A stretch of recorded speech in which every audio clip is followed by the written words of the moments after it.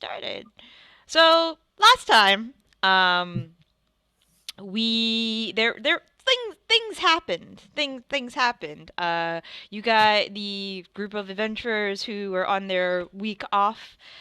Decided that it was high time to go to the Starhunt estate and loot all the great magical stuff in the tower. Except very quickly, um, Tyrion Whisperwood, who was Starhunt's old arcane advisor slash like arcane caster slash advisor, kind of commandeered the tower and started using servants that were employed by Starhunt at one point, and turning them into lycanthropes. That was fun. For a couple people who were bitten. And speaking of which, Corrin is hasn't been cured yet, has she? She's just eating Nope. dinner in the cafeteria. Kind of just been like, where at? It's no big deal. Yeah, I mean, I told her that I talked to Elena about it, Yeah. and she was getting people to show up to take care of it. Yep. And she just went to have dinner, just waiting. Okay, so I guess all right. So Tilda went to the Temple of Arathis. Zaitari, you had gone to Elena, told what happened. She had a little talk with you about Tegan, and Corrin. And after finding out, Corrin is just hanging out in the cafeteria. Raine, you were just hanging around, right?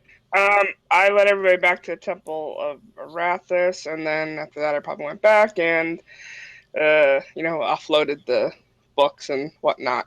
Right. Catch up. Right. Okay. So we start our game here today. Sorry. Corrin, you are currently eating dinner, with Shiloh, who is hanging, by your side. I asked you a question, Kara. Actually, did you take a look at the revised Ranger from Unearthed Arcana? I did not yet. I think I sent you a link. If you need the link, I can give it to you, and you can. It's a couple things have changed. Yeah, we regret to play the game deity. A couple things have changed. Pretty much, Shiloh can't die really anymore, so to speak. You can Well, that's resummon him. awesome. Yeah, you can resummon him. You don't have to be afraid to send him into the fray. You no longer have to use your attack to make him attack. He can attack when you take an action. No, he can take a reaction when you take an action. So let me get that. She just loses her multi-attack. Yeah, you do lose your multi-attack, but you pretty much can. Let's see, here it is. Oh, but it's just so good now. It's just very so much good. better. It's so much better than Yeah, before. Better.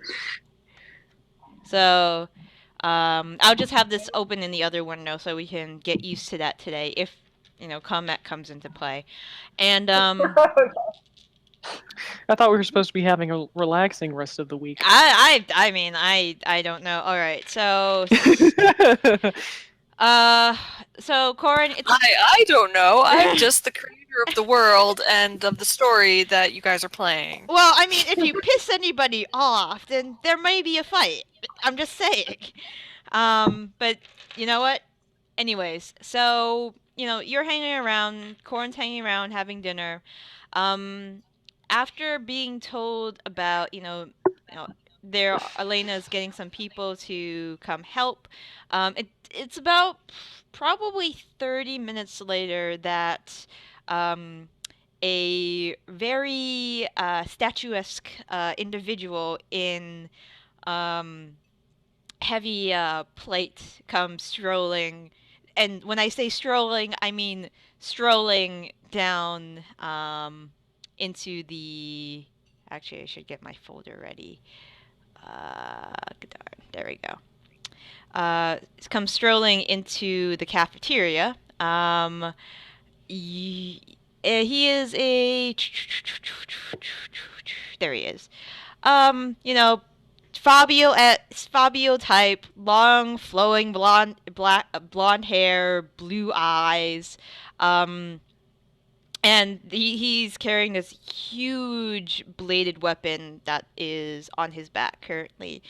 And he stands there for a moment, looks around, yeah, uh, and starts making his way towards you, Corrin, actually.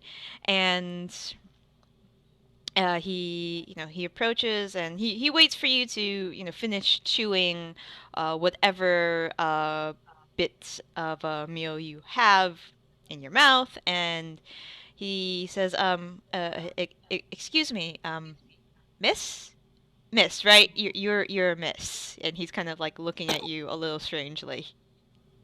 Yes, I am a miss. Okay. I apologize. I don't really talk to too many Dragonborn. Are you by any chance Corrin? Yes, that's my name. Oh, fantastic, fantastic. I was sent by Elena. She says you might have a bit of a lycanthrope like problem, and you see Yes, he's I was bit. okay. Are you comfortable? And he looks very perplexed by you. He's like kind of looking at you, but he's not really looking like in your eyes when he's speaking to you. He's kind of like looking at like your scales, and he kind of looks like at your figure, and he says, well, I have the ability to remove the curse. I mean, do you want to go? I don't want to sound like I'm trying to do anything illicit towards you, but would you like to go somewhere private to do this? I mean, are you comfortable with just me casting the spell here? I don't know how how I don't know how your people. Not that I saying not that I'm saying that you're not people. I mean, uh geez, this is a lot more awkward than I thought it would be. Um are you comfortable with me casting the spell in on you in public? Could be Yes, that sounds good. okay. Um and you see that he takes out a holy symbol. He has one emblazoned on his chest actually, but he also has an amulet that he takes out from beneath his armor. You notice that the holy symbol on his armor has three like wavy lines, as does the medallion that he takes from within his armor. And he's like, "Oh, would you rather that I wait for you to finish dinner? Sometimes the warm glow of Avandra's light doesn't sit well with, heavy meals. I've been told that before. Um, how do you want to do this?" I'm finished my food now. If you're comfortable with casting it, I'm cool. If you want to do that. Okay. All right. So just you're not required to stand. Just sit there. Is and he out from his bag. He takes out a small pouch. I have some. I have some ash that I have to put on your forehead. You're okay with this, right? It's ash. Yes, He I'm shows you the bag. comfortable with whatever you have to do to cure me of this. Okay, all right, all right.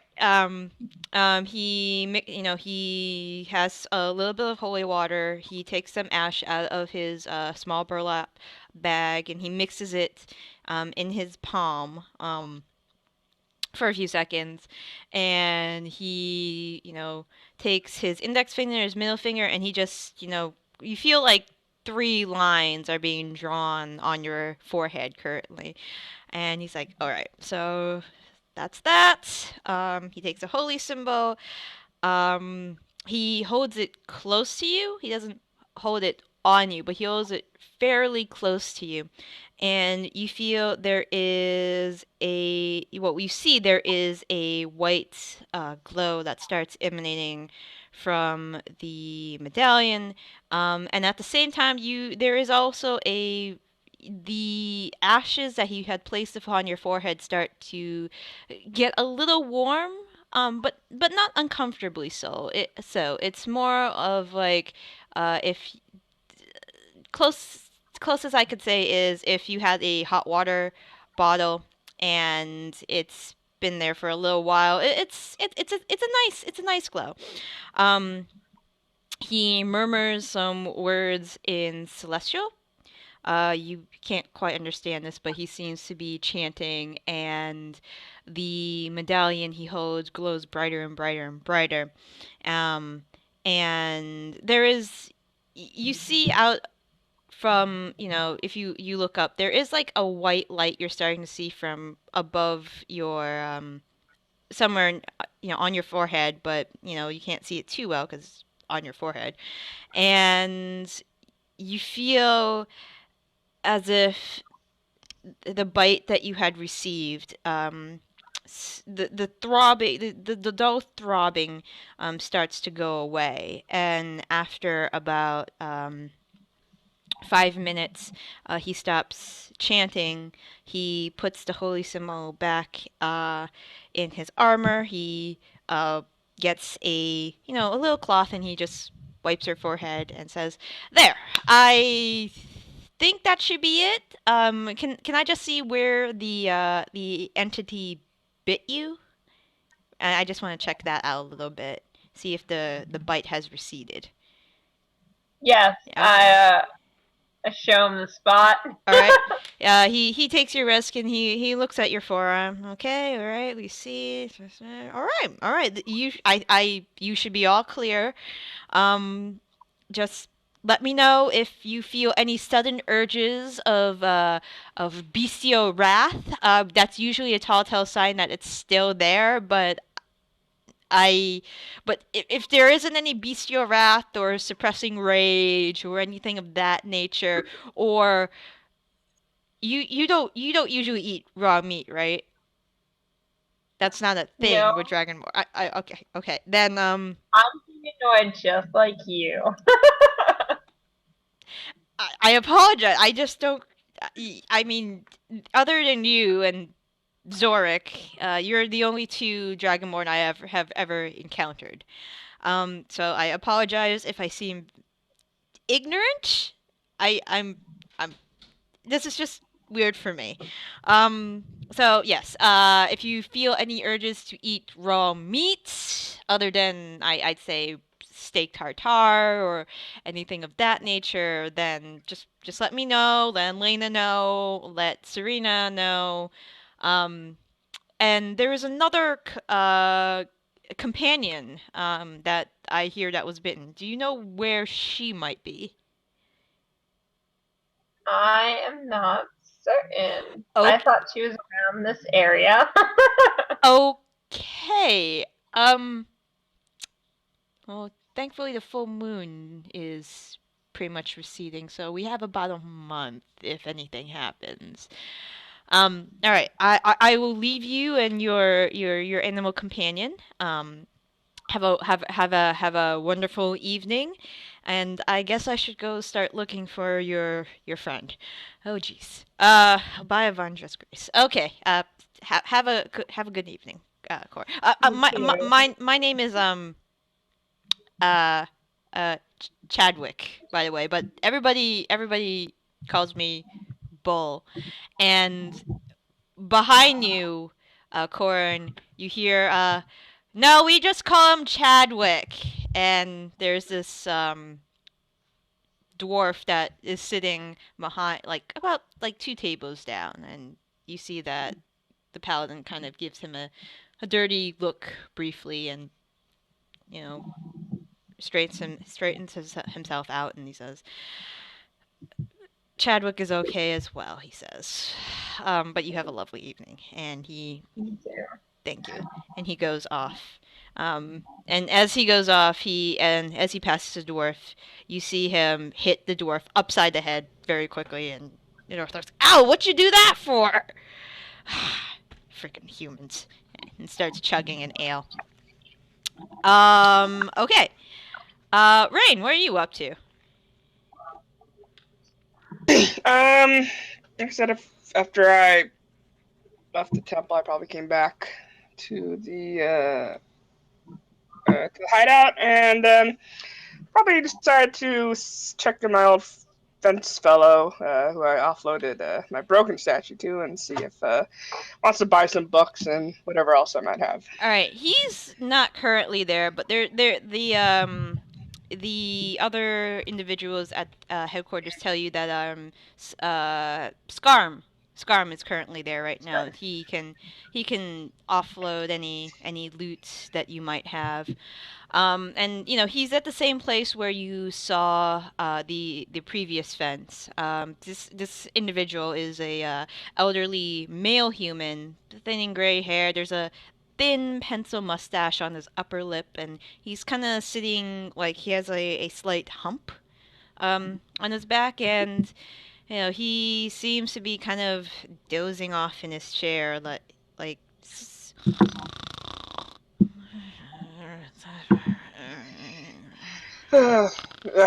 Raine kind of starts almost ignoring him, stacking up the whole bunches of books she had got, because he just books are worth money.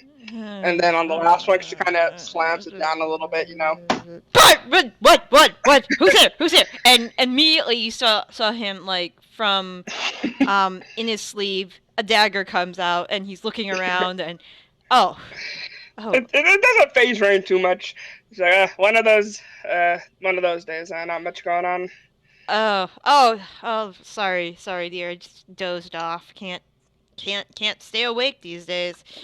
Let's see. What can I do for you, miss? Our last excursion was a little disappointing. So I know most books can be had for a little coin. I don't expect the full value, of course, but figured better get something. Well, how many books are we talking about here? Okay, let me see. So she has stacked up inventory. And I forgot I had my haversack. So about 20 books. 20 books. He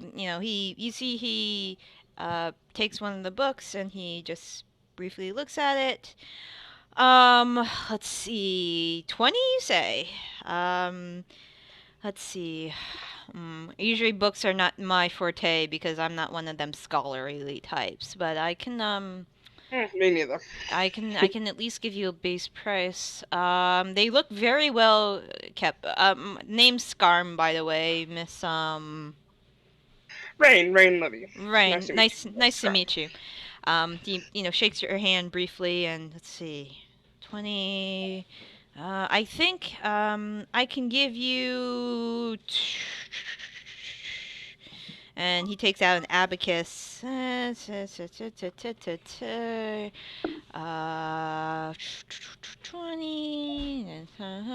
for standard books.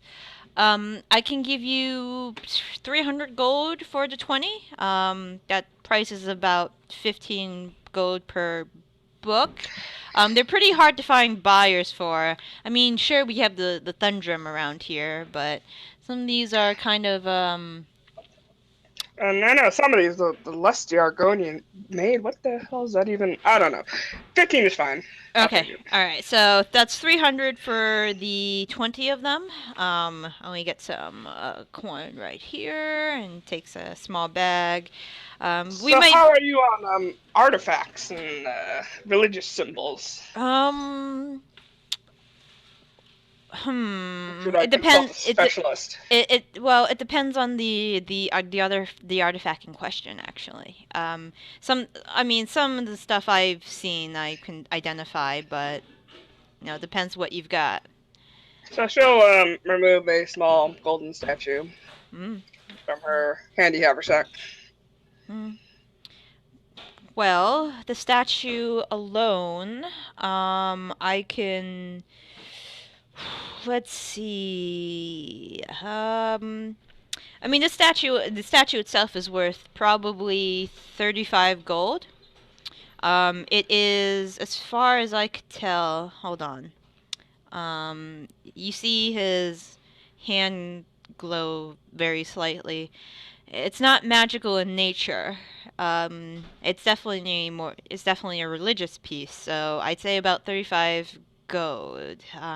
I mean, possibly it's worth twice as much, but the people who usually worship this the deity that this is connected to are very far and few in between in Vox. It's more of a an elven deity.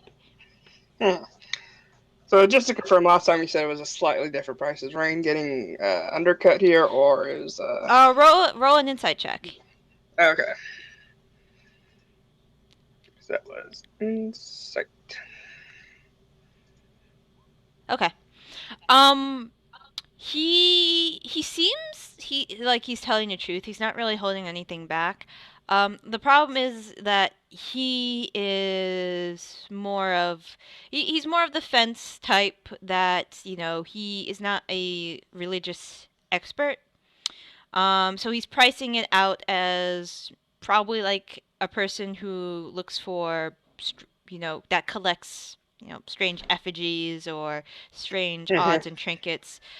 He's kind of giving you the kind of eye of somebody who, like if he saw this at a flea market and he's like, oh, this would be nice for my home. That kind, like Mm-hmm. he thinks it It'll be would worth give. something to somebody, but not how much for Not sure. not much for sure. You'd probably have to go to somebody who is either a collector or an actual person who may be interested or actually worships this particular the deity connected to this piece. Well, I think I'll hold on to it for now. All right, We'll that's see. fine. I might be back. Hopefully, the price won't have gone down too much by then. uh, that's yeah. Anything else I can do for you, Rain? Have you come across anything else interesting from other people turning in artifacts? You never know what might pique my interest. Oh, I mean, it depends. Where you interested in? I have a statue that a small figurine that they claim that was gathered from the Underdark. Um, I have a couple gems that they are claimed they look elven in nature. I have to actually go to a jeweler and see if I can sell them off to him. But it's like, he starts poking around from beneath his desk. I see some playing cards, an ivory chess set, um, some a backgammon set, somebody robbed a game store apparently or something like that. Desperate times. Yeah, I think somebody just cleaned out a noble, a tea set, dominoes, made out of, claiming to be made out of giant bone. Um, I have the tail of a sphinx. Yeah, not much lately. Most of the jobs that Elena has been getting as of late have been dealing with, I think, escort missions this past week. Yeah, not a lot of loot in that unless you dump the escort and fail the job, usually. Usually, I mean, in my day, when we had an escort mission, I usually evaluated how much the escort was worth before taking him across the land. But that was before I joined the guild myself. Swindling's much easier those days, breaking contracts, but it's pretty frowned upon around here. I gotta change with the times, I suppose. Well, I think that'll be it for me for now. It was good doing business with you, All right. and perhaps we'll see after some more missions. Yeah, I look forward to evaluating whatever you have to put down. Um, Let's see. And Zaitari, what are you up to after telling Corrin that she will be cured soon? Uh, I think I said last week that I was going to stay out in the dining area for a while to try and keep an eye out for Tilda if Mm-hmm. she came back in, Right.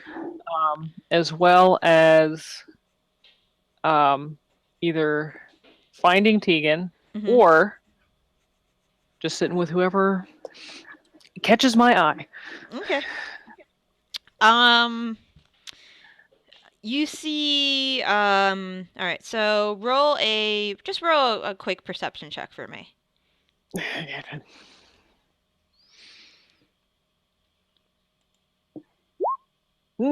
So good. Yeah, you're Quality. you're thinking of a new sword routine, when a couple people walk in, but nobody you really recognize. Um, just you're too busy thinking about another sword routine or the next performing gig. Um, but it doesn't take long till somebody you know um walks in, and there's a tap on your left shoulder while you are deep in thought. Hmm? And Yes, and I'll turn my head around. and when you turn your head around, it's actually Tegan. Um, Oh. oh, Zaitari, I didn't think you'd be here at this late. How are you? It has been an interesting night. Well, you look slightly frazzled. Are you busy, or is this seat taken? No, I am not busy. I plan on staying up for, I don't know, at least a couple more hours. See if Tilda eventually comes back in through the tavern, makes her way back here. May I join you? Of course. And you see that he takes the chair next to you, and he sits down. Um, roll an insight check for me. Okay. Oh, my wisdom. Roll better. I actually am proficient in insight, but now that I say that, I'm gonna roll a 1. Hey, no, I didn't. Ooh. His so he's talking to you softly, a little more softly than previous conversations that you've had. And when he tries to raise his voice a little higher, it sounds like his throat is a little raw from doing whatever. He seems a little tired. Um, there is a slight shakiness to his hand, especially when he, you know, when he pulls the chair from the table and takes a seat. Um, you do notice that he's some of the articles of clothing he's wearing, like for example, the shirt underneath his coat and the trousers he's wearing. You've seen him probably wear um the day before, so he looks like he hasn't changed any of his clothing. Maybe swapped out a new jacket. Um, maybe put on a little cologne to mask whatever smell that he may be carrying. But he seems a little disorganized, more so than usual. As he's talking, probably interrupting him somewhere in the middle of his sentence, I'll grab his hand off the table, kind of like hold it with both of my hands, Mm-hmm. lean forward a little bit, just kind of like gaze into his eyes. You can't really see what I'm doing with my fingers, but I'm like serious look at him Okay. with like a bit of kindness in my eyes, I suppose. Uh, my dear, are you all right? Um, his breath hitches and he says, um, well, to be honest, not really. It's been a hard couple of days. I've been deep in thought, and I have some nightmares that plague me. Usually, I ask Elena for a sleeping draught she has made for me in the past to, just to knock me out. But um, I just kind of felt like I could go without it, and I could get some sleep without it, and that hasn't really worked, unfortunately.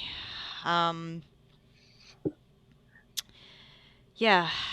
To be quite honest, I was hoping maybe, talking to you could, could could even give me a moment to not think about the thought the I have a slight obsession problem. So it's, things race through my mind, and I tried to make it stop and they race again. So I've been busy in the workshop. Um, I Dear, yes. slow down. Okay. It's fine. I can tell you've been distracted these past couple of days. It's kind of hard not to notice. Mm. Yeah, I have been, and I apologize if I don't want to be a bother, and I didn't want you or Elena or anybody in the guild to worry. Tegan, Yeah. if you were being a bother, I wouldn't be talking to you right now. Believe me, it is fine.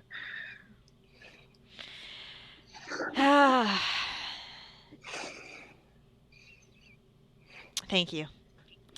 Um, thank you. And he smiles at you, and so are you? I had I had thought you may have been out for the evening. I know that somebody like you is probably busy, and I was wondering,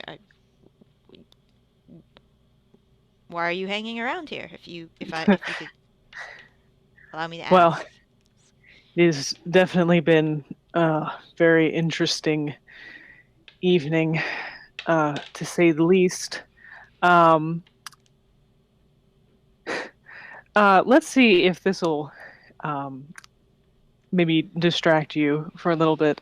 Um, maybe you could guess as to what kind of shenanigans I got dragged into this evening. Let's see. Den of Bandits, and he. Um, Definitely a den of something. Okay, a den of something. So I assume Utyags,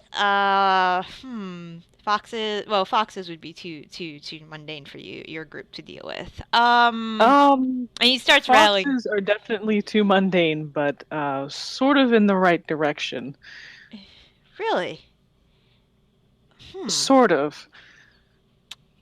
I mean, there's more than dozen things that it could guess, but I don't know if I would be able to guess something that is closer to a den of foxes, to be honest. Well, do you know what kind of night it is tonight? It's clear. It's about, I would say, 65 degrees Fahrenheit. Humidity is not very high, especially for a summer evening. Wind is blowing, last time I checked, to the west. It seems like a very quiet, calm night. There's a full moon out. You could see a couple of the constellations, especially. My eyebrows will raise like when he says full moon. It's like, mm-hmm. Full moon. Has to do with a full moon. Hmm. Well, no. No, no, no, no, no, no, no, no, no. Oh, you've definitely come to probably the correct conclusion with that Really? reaction. In Well, Vought? what do you think it is? Well, if I were to go by old wives' tales, I'd say something along the lines of were creatures. Uh, Very good. That would be correct. Who Boy. would have guessed? Well, as soon as you said full moon, there was very few things I could think of unless were fighting advocates for the god, the moon goddess herself. Oh, well, that is also somewhat related, as everything is now apparently about the apocalypse. Or something related to the gods. Ah, I take gods over my situation actually at this moment in time. But um, why don't you regale me with what happened to you tonight, and I will. And you see, he reaches into his bag and he takes out a very old, dusty, uh, black bottle of wine. He puts it on the Ooh. counter. Um, I Before I had left home, I was able to take a few bottles from my family cellar, and um, since I am obsessing like a madman, and you've had some troubles of the supernatural kind tonight, I'd say let's share this bottle between us, perhaps. I would greatly enjoy that. All right. Allow me to aerate this for you. And, he takes a dagger, sticks it in, pops the cork, and finds, just two glasses, not wine glasses, but they'll do, and he pours the wine, and he allows you to speak about your evening. Um, Tilda, I will regale him with an epic tale, the wine is of which I will weave the words very artfully the wine's about the evening. the wine's actually pretty good. It is a Merlot, and from what he's telling you about the wine, it's about, give or take, maybe at least he believes 25 years of aged. It's been aged for this long. Wow. Yeah, so he's been holding on to it for a while. Um, okay. Yes. So Tilda, you're still you've pretty much passed out at the temple, I assume, right? At this point. Yep. Okay. Um. All right. Um. Corrin, where are you up to after being cured? What time is it around? And Like it's after being cured? it's still nighttime. It's still nighttime. You see Zaitari and Tegan are conversing over a bottle of wine. Um, Raine just came back from the back of headquarters. It looks like her bag. Well, you couldn't tell because of the handy haversack. Looking quite happy. Um, uh, the gentleman that had cured you, Chadwick, and the dwarf he was uh, associating himself with are arguing about some uh, thing. Um, and the make a perception check. Okay.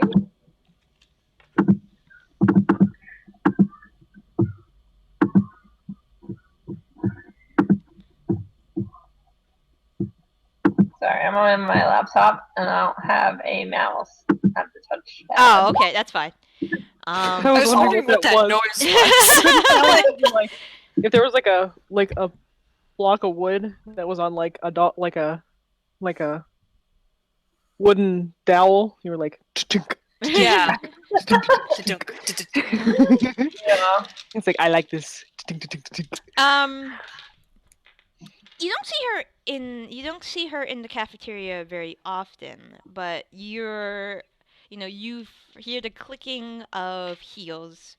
Um, and in walks well, more like hooves and heels. In walks Elena. Actually, she looks a little tired. Looks like she's making a beeline for the serving area, just piling up whatever they have out that they didn't put away for anybody who may come in very late. So you see her grabbing some water, what looks like maybe some beef stew, and she just piles on food, and she kind of looks around, just surveying the cafeteria. Um, looking over at Tegan's table, looking over at Chadwick's table, looking over at you very briefly and Shiloh, and she just kind of shrugs to herself and she takes her plate back towards her office. All right. So if nobody is doing anything, if nobody wants to do anything significant for tonight, I'm just going to, have fade to black, and we'll start the rest of the week. If there's Sounds good to anything me. in particular. Day 1, done. Finally, it took 3 weeks. This vacation will take a whole year. If we have anything to say about it. So for the rest of the week, I know that Bryn is probably gonna, as well as performing. Bryn and Zaitari are going to do their shows at the and have offers at the, I believe, the Grey Carriage and the King. And they already rolled their performance rolls. Was there? I will invite everybody in the group to come watch both our group performance and my solo one. Bryn, that's on her own if she wants to do that or not. Okay. I would imagine she would. But... Okay.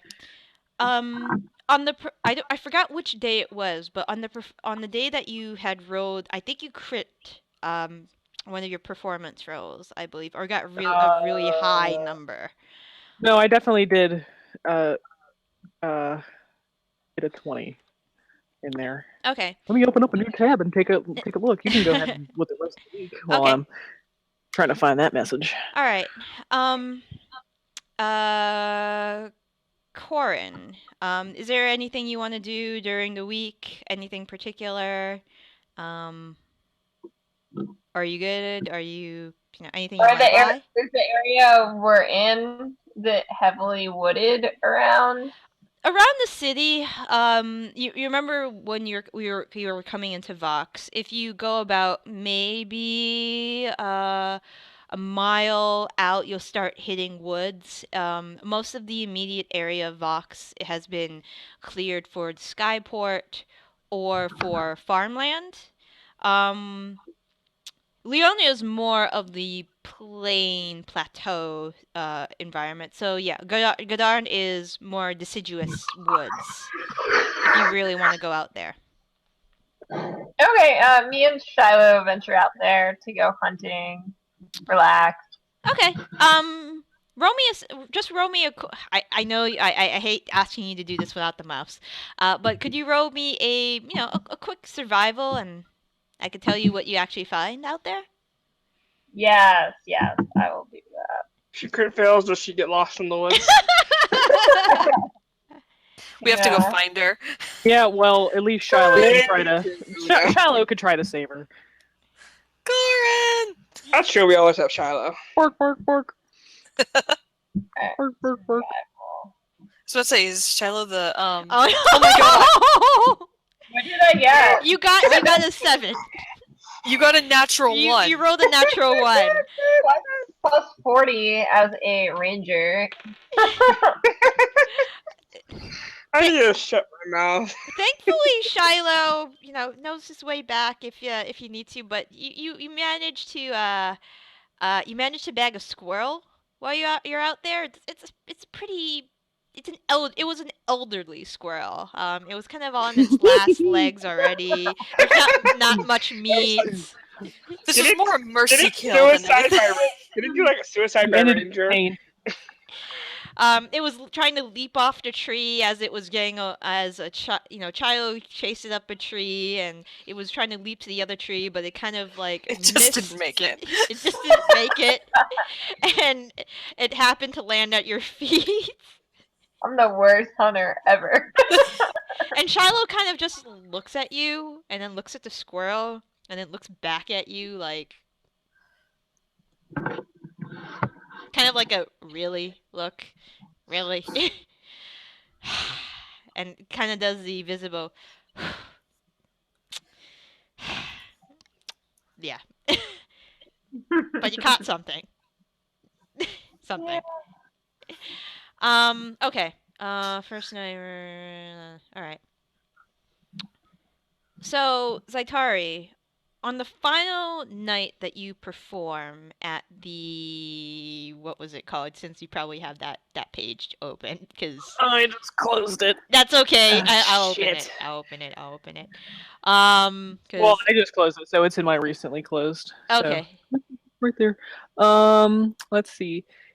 You gave us like a list of like a couple of them. all right. Um, if performing at the following, the Solar Inn, Singing Siren, or the Emerald Ant Pub, this happens. Okay. So one of those three, those were like the upper middle, somewhat upscale Right. ones All right. that you gave us. All right. I'll just say it was you were performing at the Solar Inn, just for simplicity's sake. So on that final night, you had pretty much given one of the best performances that you have ever performed in a while. Maybe the best performance in maybe a couple of months. Um, at the end of your performance, when you are, packing up, counting the gold that you had received that night, there is a very striking woman that approaches you, human, very pale skin. She's like white, like as if that she has never seen or been outside before.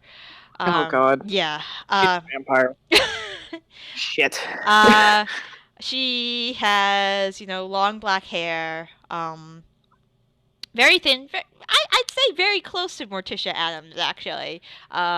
She has red lipstick. A nice, not black dress, but a very actually well made, um, dark charcoal gray dress, and she kind of walks with a grace to her.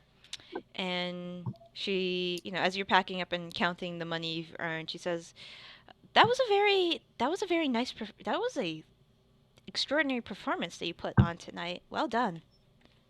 Thank you, madam. And she will give a deep curtsy. Um, hold on. There we Notes, go. notes, notes, notes, Yep, notes. notes. Her name is Morticia Adams. Her name is Morticia Adamus. That works too. Got to differentiate it a little bit. Yeah, a little bit. My You name can still use the first name. Paula Ladue. is Tai Mei. It's very nice to meet you, and she puts out a hand, Miss. Zaitari, Zaitari Zesteban, and she will extend her hand outwards and handshake. Is that what she wants? Yeah, Is that what she's doing? in All the right. handshake. It's a very delicate handshake coming from her. Oh, of course, of course. You see I that will also provide a delicate handshake. she has lovely manicured nails, painted with a kind of like a shine on a pale purple, and she says, "I am currently looking for talent, actually, and you actually might fit the bill very well, especially with a act that deals with fire, if I do say. Yes. Is your specialty fire? Um, I wouldn't say that's my specialty. More so, uh, the blade dancing, but I was taught by my mother how to incorporate fire dancing into my routine as well. Not something I do very often, but tonight felt like it would be a good night. Evidently, it was. Well, the reason I ask is because I one of the clients, I am a manager for a woman. She is in enter the circles of entertainment. She is simply known as the Ice Queen. Have you ever heard of her?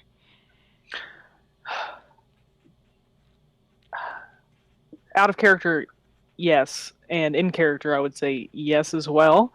But I can't remember where I heard this. Um, out of the When character, was it? you probably heard it from Deacon. That's it. He That's it. briefly mentioned it to Tilda.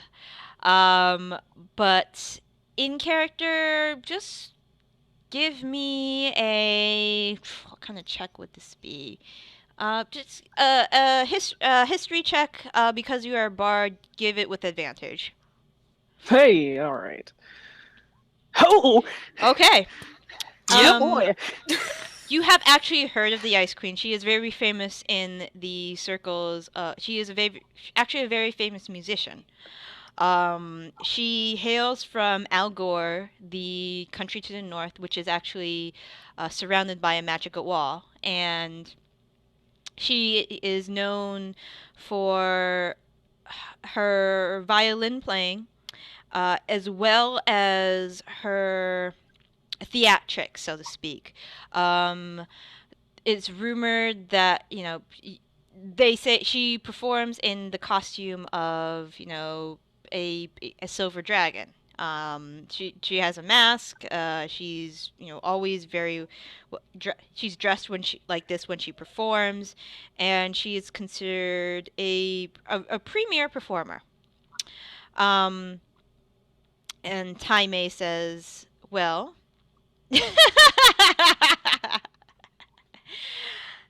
Once there was what she but Tai Mei says, I am currently helping her with her, arranging her performance here in Vox. She is going to be playing at the amphitheater in about 9 days. Unfortunately, we've been, her entourage and I have been scrambling to find an opening act for her because the previous opening act, let's just say that the previous opening act will not be able to perform due to broken limb. Oh, Yes, apparently what happened was, um, they were changing a horseshoe and did not position themselves correctly to the side of the horse and was positioning themselves in the back of the horse, and a very strong kick was delivered to the shoulder and the arm of the oh, performer. that is awful. That it's it's I it's it's terrible. And of course, due to the break, it was literally shattered. Um, even with healing from the one of the from the temple of Ayun here, he won't be able to perform. So I am looking for other talent in the meantime, and if she agrees, we can be looking at a kind of, fiery opening act followed by the ice, so to speak. yes, that does sound uh, like a good dynamic. Open with fire, end with ice. It sounds very interesting.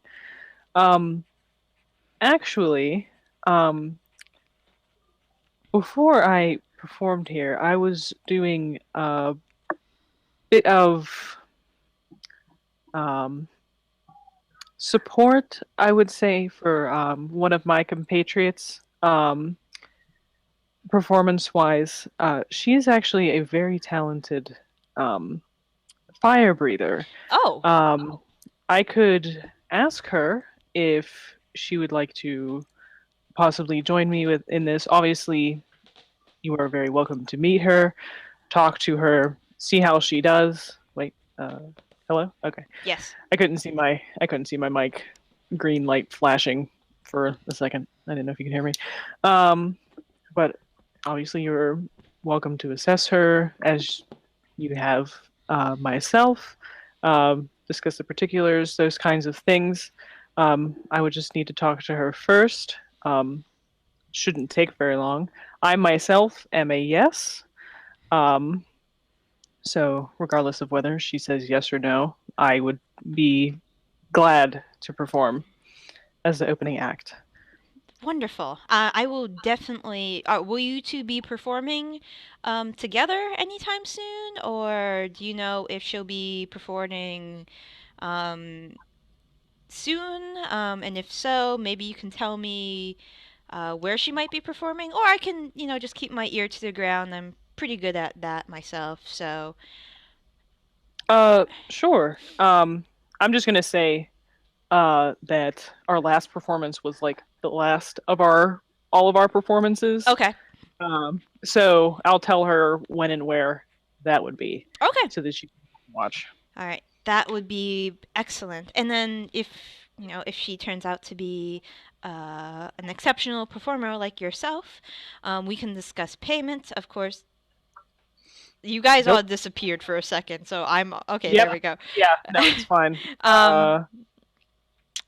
Yeah, Oh there you no, guys they're are. there. Oh, we're there. Okay, we're all here. Then we can discuss payment. Of course, you won't be paid by tips. She at the amphitheater you will be paid a set amount. Um, I believe that her lady the ice queen will be performing only one night, and hopefully usually it's a sold out sold out. So I if I need to contact you in the meantime, if I do not catch your performance, is there a particular place that you tend to stay, where you stay, or is this could I leave a message here at the inn?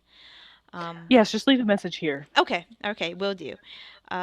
Leave message at I'll make Silver. arrangements with the bartender Okay. after.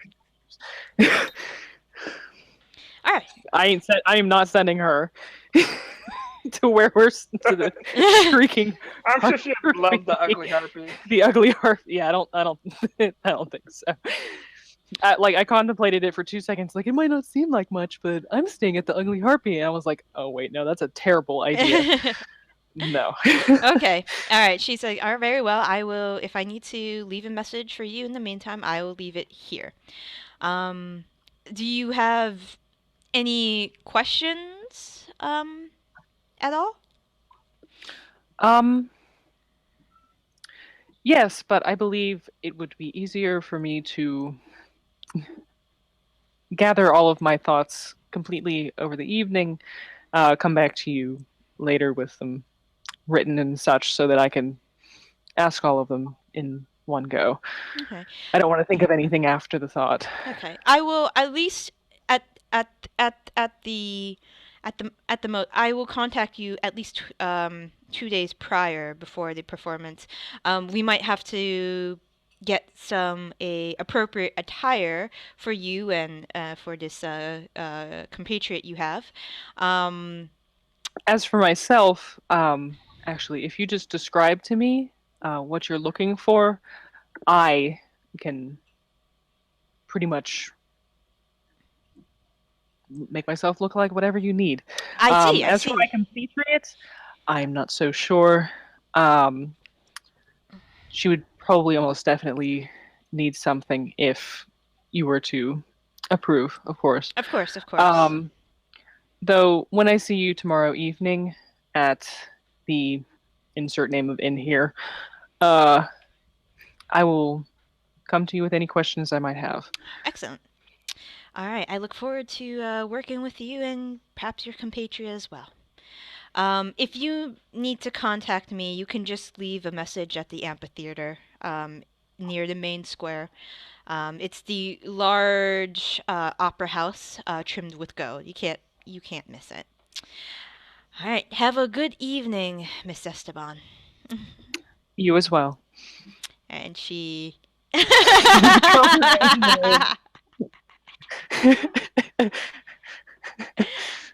um, okay. Uh, anything else? If nothing else comes into play, by the week's end, the brooches from Abbott are ready. Hang on. I actually wanted to go to the library. Look for books that were either written in Abyssal or teach Abyssal, Okay. if possible. Also, well- I have been desperately looking for Tilda. Just try and tell her, we got it taken care of. Please stop losing your mind. Tilda just doesn't come back for the entire week. Oh, God. Actually, let me see. Hold on. No, I mean, Tilda would have come back to, like, freshen up and stuff like that, Sorry. because... Wow. Oh, okay. You I forgot the actually, D. you find, Holy! you find Tilda. You happen to run into her on the street. Just bumped into her, nearly bumping into each other. Ugh! I was Did gonna you do- actually roll it, or did you just type in 100? Did I? Rolling 100, yeah. Sorry. It doesn't... All right. You find. Well, we just say you find her. You just Okay. fucking find her. It's fine. It's fine. It's fine. I was just like, I don't see the D. That would have been funny.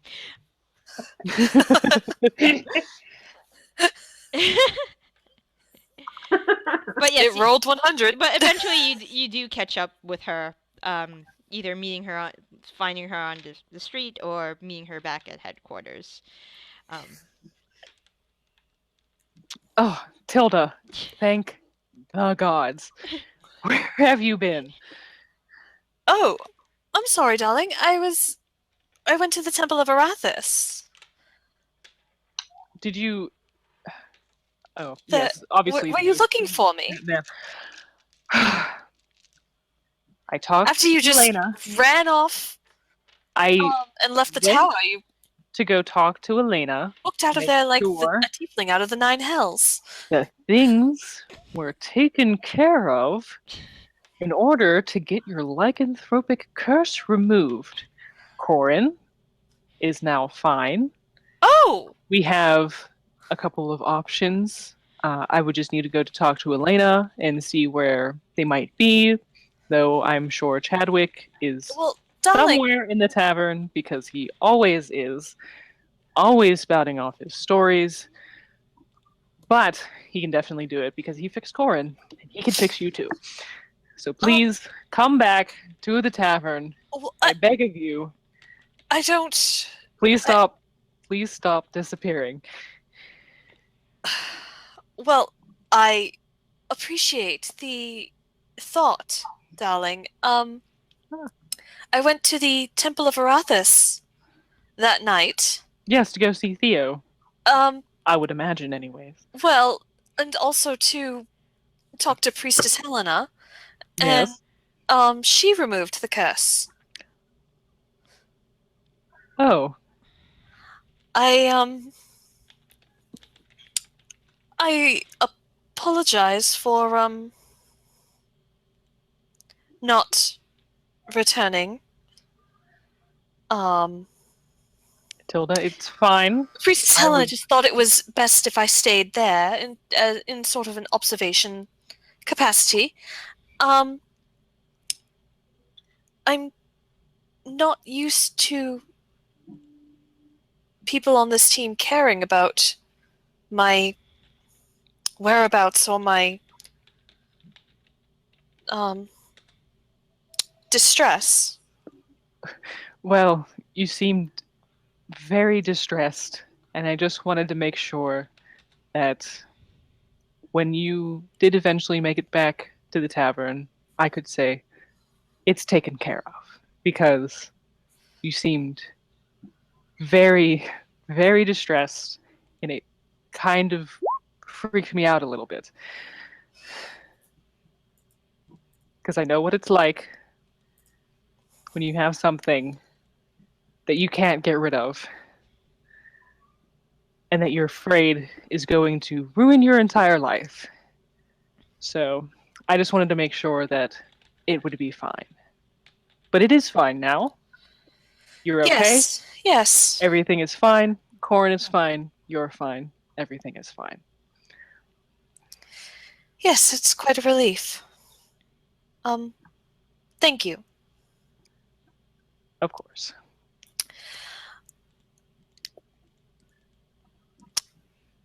I'm going to go to the library.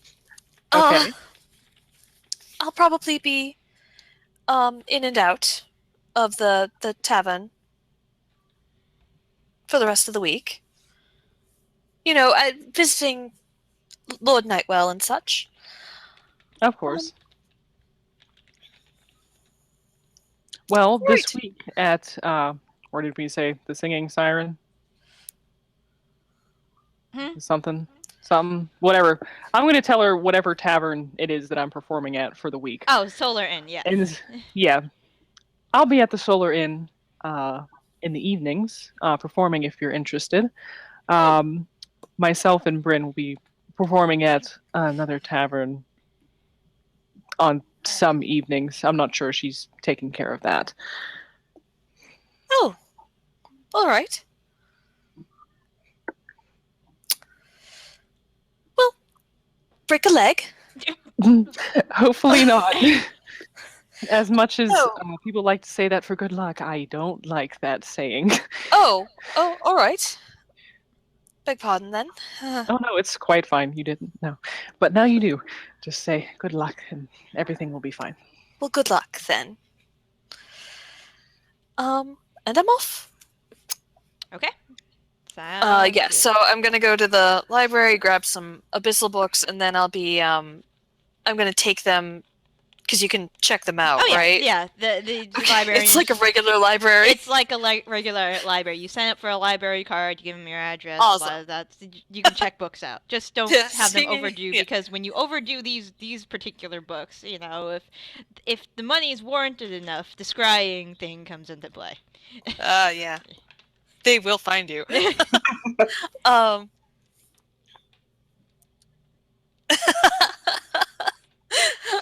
And then I'm gonna go to the Temple of Arathis and just kind of hang out there, reading the books, but also visiting with Theo and Lord Nightwell, and Michelle if she's there. Yep. She's there like most of the time, kind of watching Michael like a hawk. Yep. If anyone asks, I'm really there to see Lord Nightwell, but I mean, we all know. Yep, we all know. Oh yeah, we all know. We all know. Okay. Yeah, so how many days would that be in terms of learning Abyssal? We'll say it is about it's about 5 days until you guys are summoned by Elena. She says that her contact is in town, and if possible, she'd like to see all of you. She hasn't seen Corrin in a little while. You guys might have to go and find her. But she's seen she's seen the rest of you come in and out, and she gets to the rest of you fine, but Corrin hasn't been around for a while.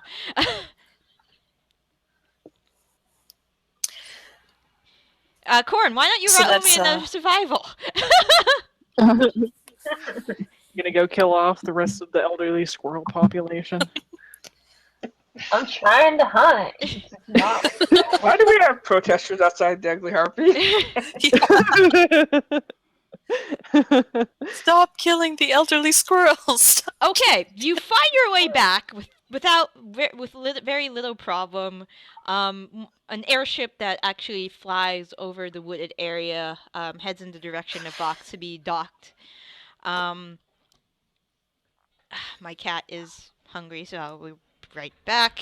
Catch up. Meow. Meow. Meow. Meow. Meow. Feed me, bitch. Feed me. Yeah. Put food in my goddamn bowl.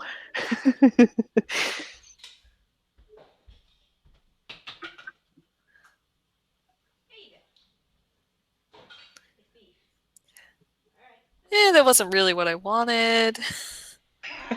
No. And if I must eat it. Correct. I want the tuna from the can. Yeah. All this Chicken dry again? shit. Both her cats look hesitant. Neither of them are eating. Yeah, I know, right? They're both like, This isn't what I really wanted. You know earlier when you're having that slice of pizza. My cat was such a picky eater. Such a picky eater. Like, she would beg and plead for hours before you fed her, because it's like, it's not time yet to feed you. And then you'd put the food down, and she'd sniff at it, and then look at you like, that wasn't what I wanted. And, like... You will serve me only the finest canned goods, Yeah. or I will refuse to eat them. I am a lordly cat. And I will complain when you do not feed me, but I will not eat this drivel. He's eating it. Basically. It's beef. They'll eat beef. Okay. Sorry about that. Also had to go to the restroom again, cause tiny bladder. All right. Okay, Corrin, you find your way back. Fine. You're fine. And You're fine. You're fine. You actually managed to snag a hair while Everything's you're out there as well. This this brown hair that was wandering in a blueberry bush. Okay. Didn't get any Did Shiloh blueberries, catch though. anything? Did Shiloh catch anything? Shiloh also got himself a hair as well. Nice. Yeah, but he I imagine Shiloh has many hairs. Shiloh wasn't willing to share, however. It was quite depressing. All right. So eventually all of you are contacted by, well, she sees you and says that her contact is finally in town. She actually made it in rather quick, a little more quick than she thought she'd a little faster than she thought previously. And yeah, she says whenever you're ready, she'll be in her office at around 12 in the afternoon. So if you want to arrive around then, that would be great. Oh, and I collected, you said the brooches were ready? Yep. I actually, and I'm gonna have to save them, so 1, 2, 3. He said he took he made this one a little more elaborate than he thought he was going to. Rolled a nat 20. And Ooh. and the green flame one is that one.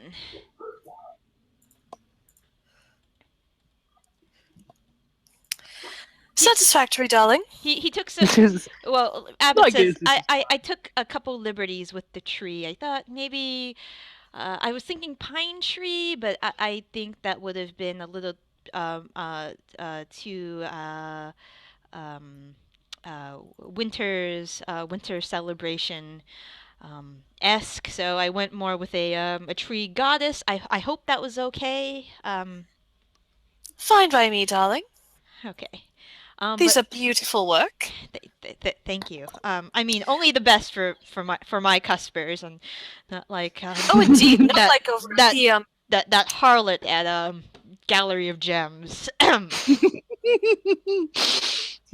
Indeed.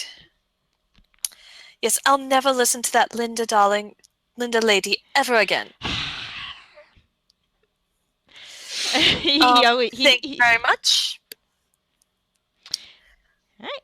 No, you have a lovely day, and it was a joy to work on these things, these brooches. I assure you. You as well, darling. They look marvelous. And he beams with pride at that. Ta-ta. And goodbye. Yep. Okay. Okay. So all of you, and I'm ready to. Here it is. I feel a little awkward without Lynn being here for this, but don't want to waste another week. Okay, so you Still guys lots of thing. It'll be fun. eventually arrive down at headquarters around noon-ish. We'll say some of you 5:05, some of you a couple minutes before noon. And as you guys are, as you any of you approach the door, you hear there are voices inside conversing, conversing in common actually. But it's kind of muffled unless you want to put your ear to the door. I was about to say, can we hear what they're saying, Yeah, or just? I'm gonna knock. All right. Oh, 1 second. Hello? Elena, Yes. it is us. Oh, yes. Sorry. Please, come in. And as you open the door, there is a. I recognize the voice. As you walk in the door, there is Elena. She is currently. There is a map in front of her desk, and there are a couple small penknives that are stuck in different areas of the map. It's of the Eastern continent. Um, there are 5 chairs, kind of arranged in a half circle around her like in front of her desk, and off to the side, standing in the corner. It takes you a minute to recognize her, Tilda. She looks a little different from when you had encountered her in Ninth Life. It takes you a minute because you realize that the woman in front of you, Alexandria, is a little more heavily scarred Oh, than when you first approach her. She still has the dirty blonde hair. She's still dressed very nicely, but the scars on her face and on her left hand are old. You're surprised that you didn't see the scarring before. Maybe she used some makeup to hide it. Maybe she used some magic. But she's standing there, looking at the map. Hasn't said a word yet. Just looking at you all as you walk in, meeting eyes with you, Tilda, very briefly, with a slight nod and with a slight nod to Bryn as well. And she continues to stand while Elena, gestures all of you to sit. And Elena says, "Well, this is my contact. This is Alexandria Hillary Silverway. When I had told her about all of you, she had mentioned that she'd actually met a couple of you very, very briefly." And we see Alexandria just nod. And yes, how nice to see you again, darling. yeah, it hasn't been too long, I suppose. I was over across the pond, so to speak, for a short while, and then I got Elena's message that you found something, a couple things that are very interesting. Um, do you have it, Elena? And Elena's like, yes, it's still here. I've been keeping a very close eye on it, actually. Um, and Alexandria says, and you didn't have any trouble with it. And Elena, but after the initial trouble, no further trouble. And Alexandria nods. So, I I guess I should allow Alexandria to say her piece, to tell you about the items that you actually acquired. Um, and Alexandria says, I'll take it from here. Um, Hello. Some of you we've had the pleasure of meeting. To the rest of you, my name is Alexandria Hilary Silverway. I am actually the owner of Ninth Life. I tell people I'm the store manager to, how do you say, to throw people off from time to time. I don't like it when, um, I don't really care that people know that I own a small chain magic store. But I have been working with the treasure hunters for about, well, as an official member for about 6 years now, as an unofficial member, about 16. Um, First of all, do any of you have, well, I assume that you must have questions about the items that you have encountered. And I assure you that I can answer most of these questions. It's actually going to be a very long-winded tale, so we might want something to drink. Um, if you, if that would, Oh, yes. yes, I can do that. I'll take out my alchemy jug. Beer, wine, something stronger. Say the word. I believe Alexandria says It's that going to have to be for all of us, though. So, it's good. It's choose gonna. wisely. You might want it to be pretty strong. Elena, do you have any tumblers, any glasses? And Elena, sets out 7, and she, is already, pushes the glasses towards you, and she's already kind of shaking her head. Um, and it's like, Shit. I thought I could do whiskey. Can we say it does whiskey? we'll say it does whiskey for story purposes. Okay. Elena says, if we need something a little bit stronger, I have my own wet bar as well. Um, I think Alexandria is right. We are going to need something a little strong for tonight. Well, for today. It's only noon, right? And Alexandria Well, says, as long as it's past noon, especially for apparently the tone of the news that we're going to be receiving. It's always 5 o'clock somewhere, says Alexandria. I won't be partaking at the moment. Maybe after our conversation when I need something uh, to stop thinking. All right. So, uh, what do you all know about the old ones? Do you know anything at all? Is there a check I can make? You guys can make an Arcana check if you want. All right, we'll go with that. I've now doomed us to terrible numbers. Okay. Hey. Okay. Raine, you haven't. Zaitari and Corrin, the name doesn't pop out at you. Tilda, the only reason that does is you've done so much reading.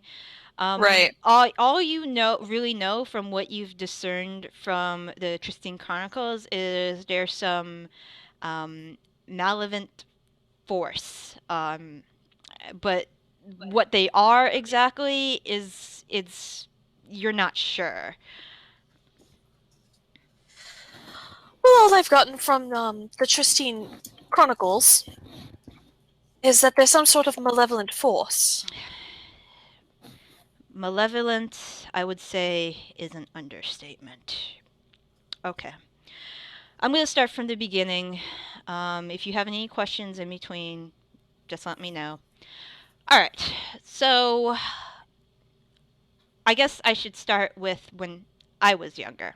I was, an adventurer like yourselves. And when I had, my father had just passed away, and I had inherited his old estate. While searching through the estates, I had found the green crystal that is currently in Elena's possession. And during that time, I had ran into a few peculiar characters, one being a wizard named Plexor. The strangest thing is that Plexor, gave me the information on the Owed Ones. Yep. After he gave me this information, I had agreed to turn over the crystal to his possession. He was more than able to protect it than I was at the time. Okay, so when the world was very young and the gods were still they were still new entities, there are these beings called the Owed Ones that came to Pandera. Nobody knows where they came from. Nobody knows exactly what they are, but they turned out to be the purest essence of evil that anybody could possibly imagine. There were a small group of them, actually. This was the first age of darkness, the first age of chaos that they brought to this world. It wasn't until one of the original Old Ones had disappeared that the gods, the dragons, the titans, the primordials actually mustered the strength to defeat them. Unfortunately, defeat does not mean destroy. After the Old Ones were sealed away where they slumbered, they could not be destroyed. The gods were afraid that the magical backlash from their destruction could possibly destroy the material plane. As you know, some of you, if you studied arcane theory, it's very similar to I'd say the laws of matter. Energy cannot be energy cannot be created or destroyed. Most of the energy of arcane that we harness actually comes from the astral plane in some capacity, and then it's changed to what we know as magic, arcane magic today. Of course. Yes. So the Old Ones slept, and they continue to sleep. They continue to sleep, and their essence crawls out. They, for some reason, their essence, even in their subconscious, can reach others still. And this was, in this case, the second age of chaos and darkness came with the rise of the Minotaur civilization. Now, I know that a lot of you know that Minotaurs are creatures of the labyrinth. They are these bestial entities that are subterranean. Well, that wasn't always the case. There were once a great civilization that unfortunately got greedy. They became greedy and they dug where they weren't supposed to dig.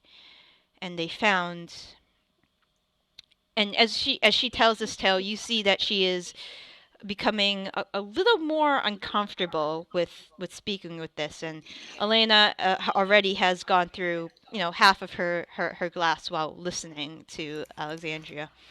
Can I make an insight check to make sure that this is all true? Yeah, go ahead. You can make an insight check. She does not seem to be hiding anything.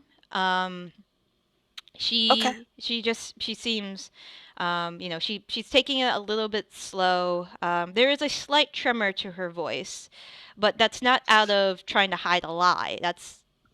You get the sense of slight apprehension and slight fear. So, the Minotaurs had found the Owed Ones, and they looked to harness their power.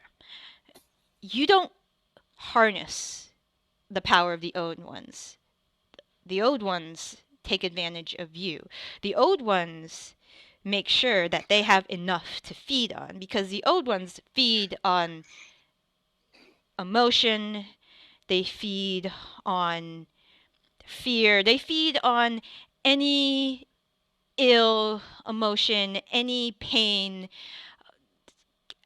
like as if they could take the essence from you and use it to empower themselves. Um, so the Minotaurs were committed the great betrayal. And when the other mortal races found out about this, this is before the old ones, the lore of the old ones was forgotten.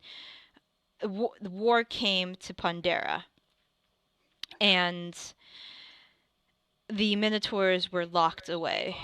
There are pockets where you can still find their civilization, but they are very far and few in between. So many, many years later, after the old ones were forgotten,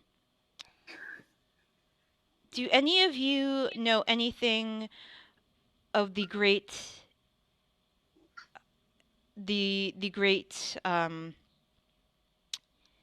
not extinction, so to speak, but do any of you know why there are so many more chromatic dragons than metallic dragons? And I understand if this is a shift in topic, but there is a reason why I ask this. I'm a street thief from Lita. I leave the old gods and dragons to themselves, and hopefully they leave me alone. Would this be a history? This would be a history. Corrin, you can roll with advantage if you want. Since you grew up in Skorok and history's dragons are kind of your thing. Yeah. Tilda and Zaitari, all you know was that a very, very long time ago, even before the War of the Wilds, which caused the death of a lot of the Elven, there had always been there has always been more chromatics and metallics. The rumor has it, and there's a couple theories that it could have been a plague of magical creation. It could have been because at that point that the great hunts of the great hunts that were taking place at the time targeted full-grown adult dragons of any shape or form, and the metallics were a little more exposed in the chromatics because they are, some of them in particular, especially the brasses and the silvers, are very gregarious and will often talk to the mortal races. And those are a couple theories that surround why there's so many more chromatic dragons than metallic dragons.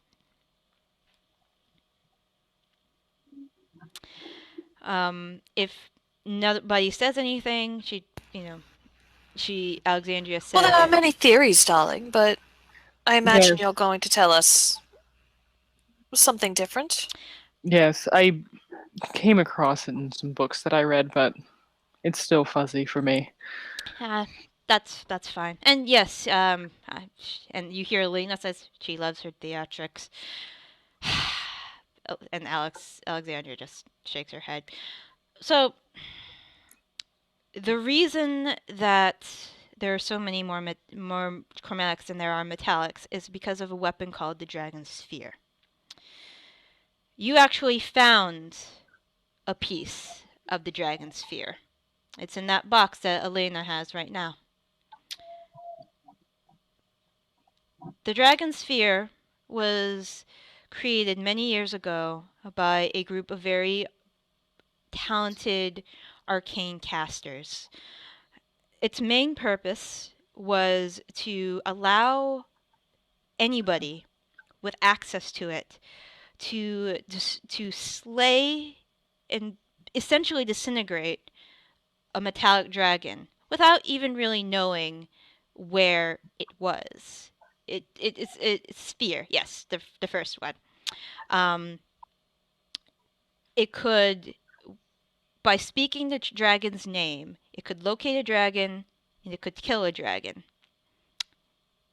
The dragon sphere wasn't created by magic that you know of today. Now I know there are many theories of where arcane magic came in for the first case. Some people say that Corrin taught it to the masses. Some people said Ayun had a hand in it.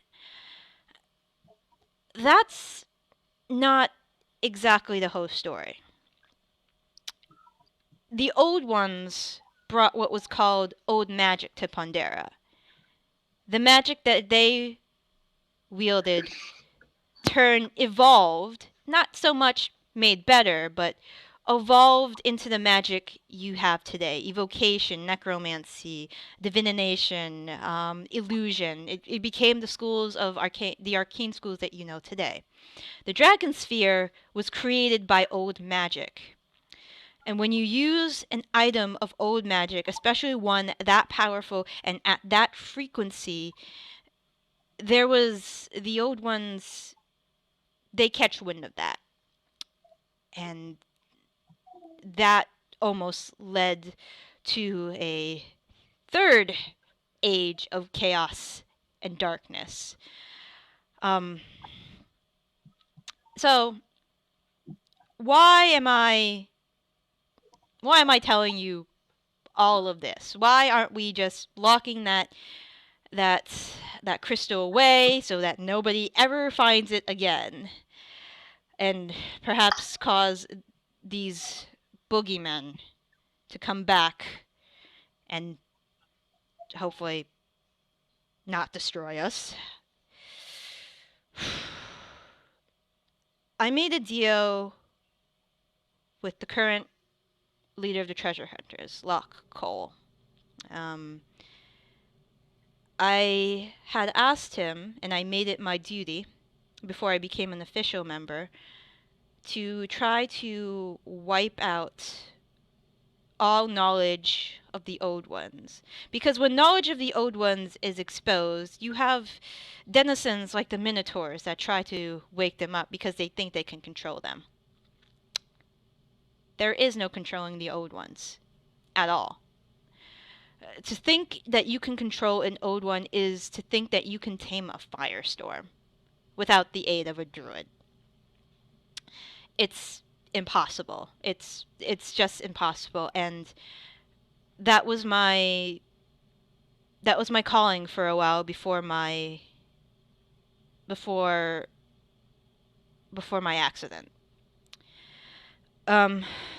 So I went to Locke. I had been working for the treasure hunters in Robur for a while as an unofficial member, and I had made an agreement with Locke.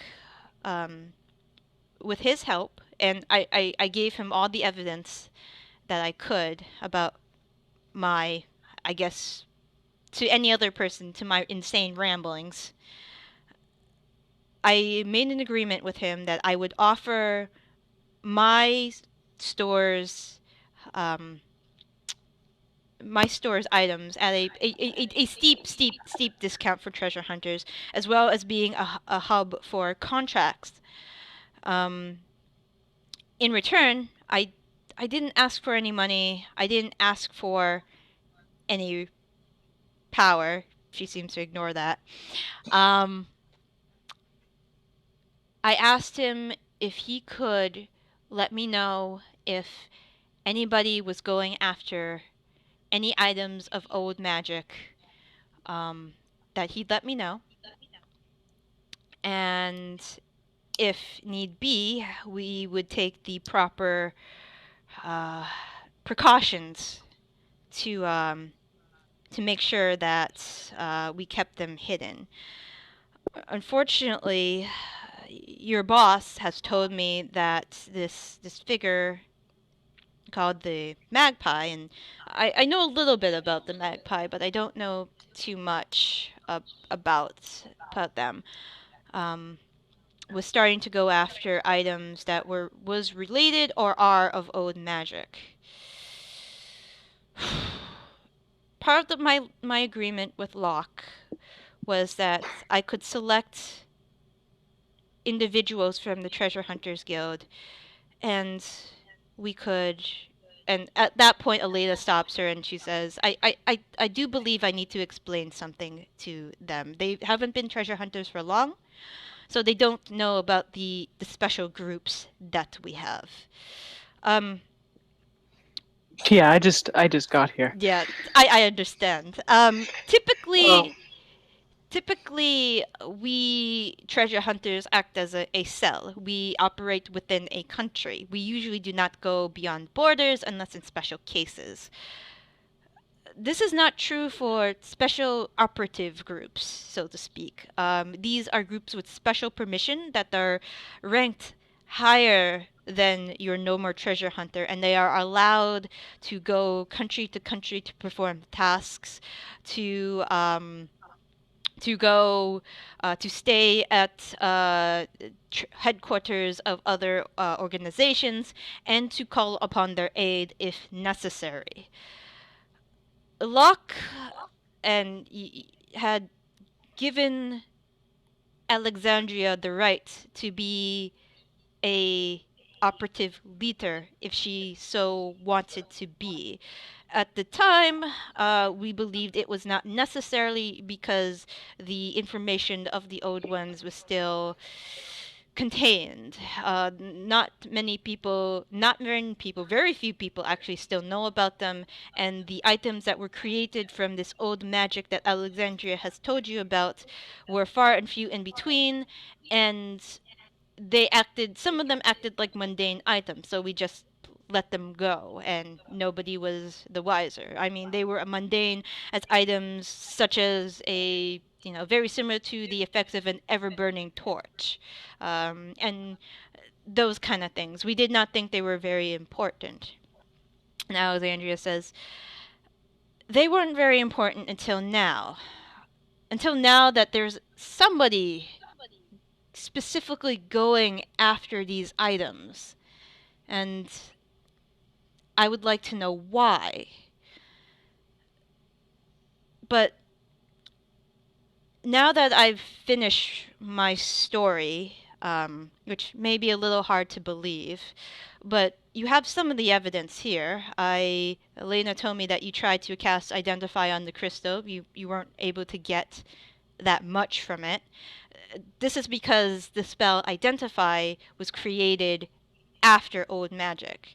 You'd need to have the equivalent of the Identify spell, so to speak, written or spoken in Old Magic. Old Magic, like I said, is not better than what we have today. It is nearly a language that hasn't been deciphered by very many people. Therefore, you wouldn't be able to identify something like this unless you had the equivalent of it, of Old Magic. Are there any questions at the moment? Because I need to take a drink. And she begins drinking. I've just been drinking this whole time. I'm on the top of glass 3 because this is bonkers. This is batshit insane. Tilda hasn't even touched her drink. This is way above Raine's pay grade. So, yeah. Yeah. Has anybody else finished their drink? Because I will gladly. Elena gladly pushes her glass near the jug. It's like, please top me off. I will. I have a question. So. Yes. How do you know all this?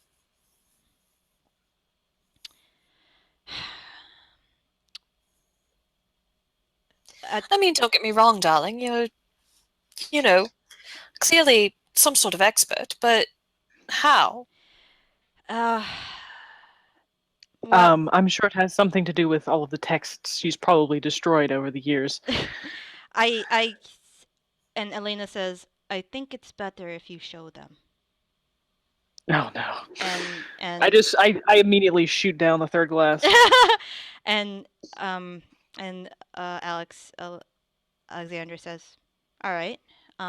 If you could please, and Alexandria, helps her. She's in leather, some nice leather armor. She helps her take the chest piece to the leather armor off, and you see that she is wearing a very nice silk white button-down shirt underneath, with some padding from with the leather armor.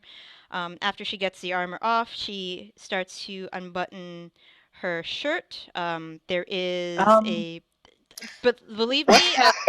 believe me, I just I cover Raine's eyes. This is not the weirdest situation this has happened in. there is a method to my madness, Alexandria says. But at this point, as she buttons, and it's buttoned all the way to the top. Hmm. You can't see any skin beneath. As she starts to button her shirt down, you see there is some black coloration that starts to peek through.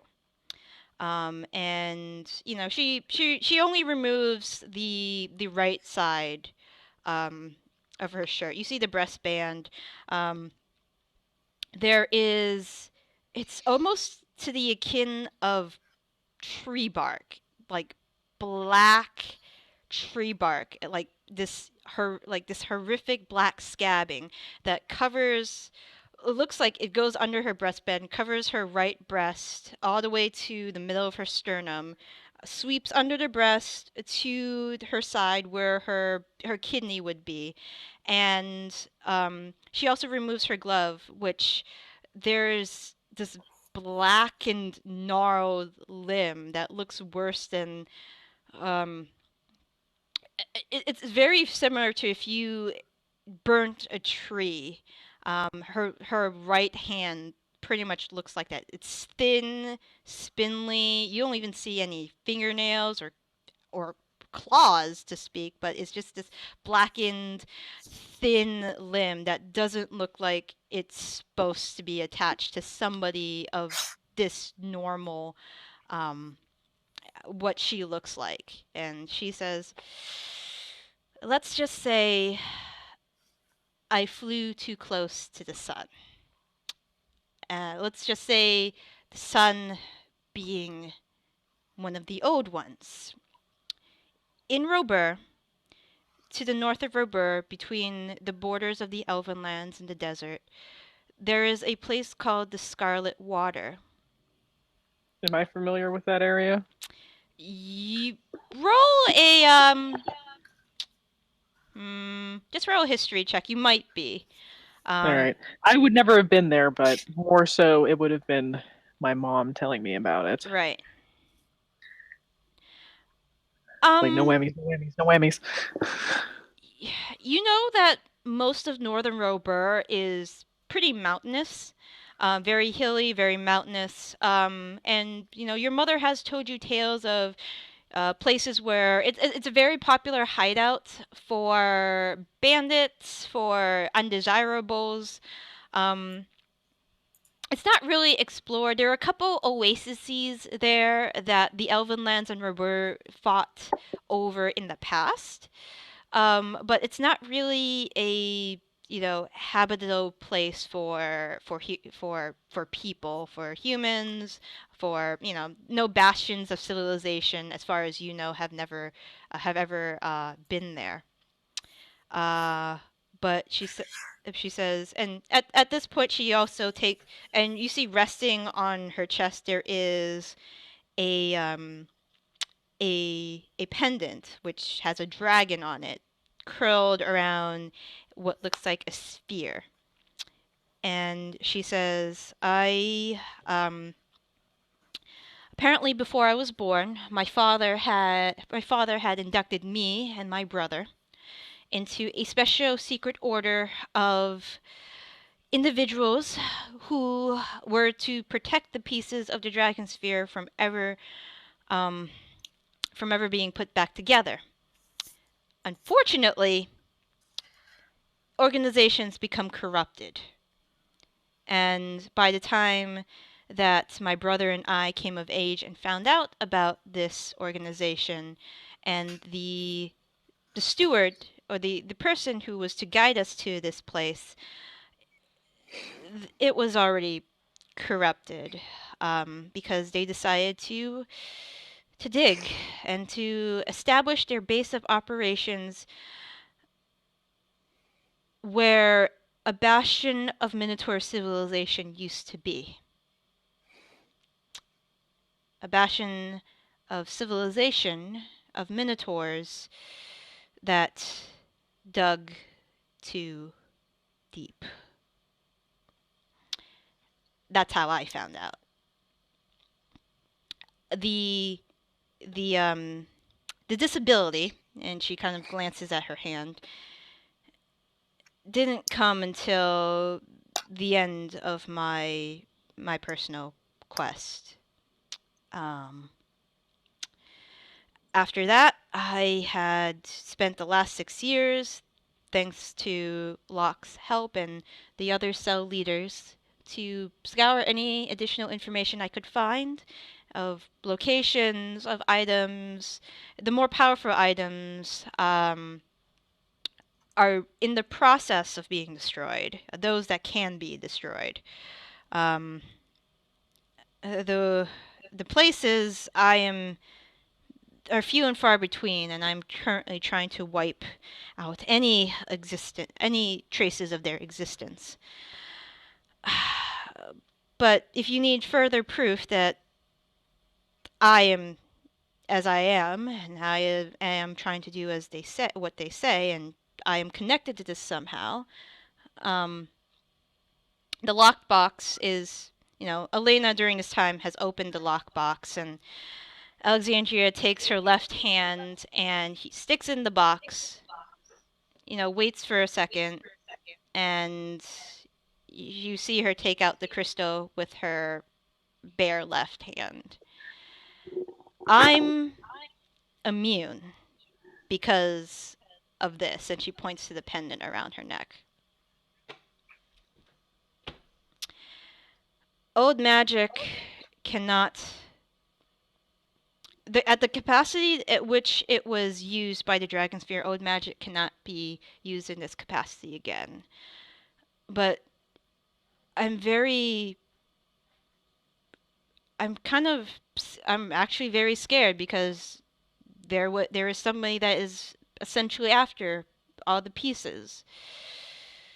I'm also very scared because the green crystal you found and the book that you currently have, Lady Gellantar, were left with my friend Plexor.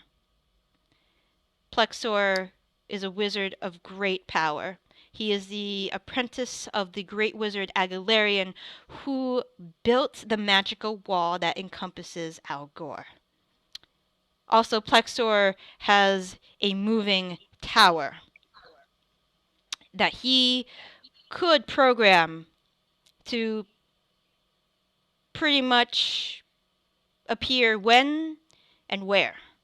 And when I mean when, I mean when.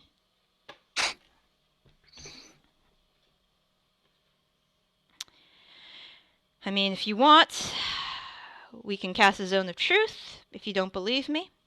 And Elena says, you may want to get to the team part. I'm getting there, Elena. Now that there's somebody actually looking for pieces of the Dragon Sphere and of perhaps old magic items of great power, Locke has told me that I am entitled to a team because of this disability I was given. I can no longer do what I used to do. I can no longer go into dungeons. I can no longer travel great distances without becoming fatigued and ill. I can no longer fight that well. I mean, 1 or 2 scraps I'm okay in, but a long battle? Forget about it. My heart will probably give out. So I am entitled to a team. Now, and she's looking at your faces. You don't have to worry. Because when I was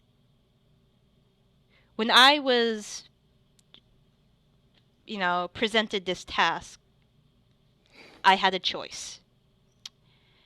Now, do I regret my choice? Once in a while. Overall, I don't. I mean, it's left me a little crippled. But I gained a lot of things from it. I gained my personal network. I gained what was rightfully mine back in Robur. And I gained things that I thought I wouldn't have ever possibly cared about. Believe me, I was quite the selfish person. And at that point, you said you hear Elena huff, and Elena says, "Selfish is an understatement." And Alexander just ignores her. This could, if hypothetically you wanted to help me in this task, there would be things you could gain. Things that you could gain that many people are not privy to. But I'm going to stop right there for now, and I'm going to, open the floor to any comments, questions that you currently have. Or do we feel like we need our glasses to be topped off? Because I experienced this. I have little life crises when I was on my little excursions. Zaitari just takes this long, deep sigh. It's very I know it's very daunting to know that beneath your feet, beneath the earth that you sit upon currently, there are entities that could possibly bring the apocalypse, so to speak. What sort of things would we gain? I am one of the few people in this world that can wield old magic. I have the capacity to teach somebody. Now, the magic I wield with old magic isn't as powerful as the Dragon Sphere. It is probably equivalent to spells that you currently wield, and maybe in a few years that you could learn to wield. These aren't spells that you will find in any spellbook. In Vox, in the Thundrum, possibly in Algor, though it wouldn't surprise me if Agalarian did know some old magic. But if he did, then, he is no longer around. So I wouldn't know. I also could teach those who are not very magically inclined to use items of old magic to their full capacity. These, on the whole, tend to be a little stronger than the magic items you wield probably currently. There are spells that I could teach, and she glances to Tilda, to Zaitari, to Byrn. There are spells I could teach that no magic caster has access to. That is what I offer. Also, I know that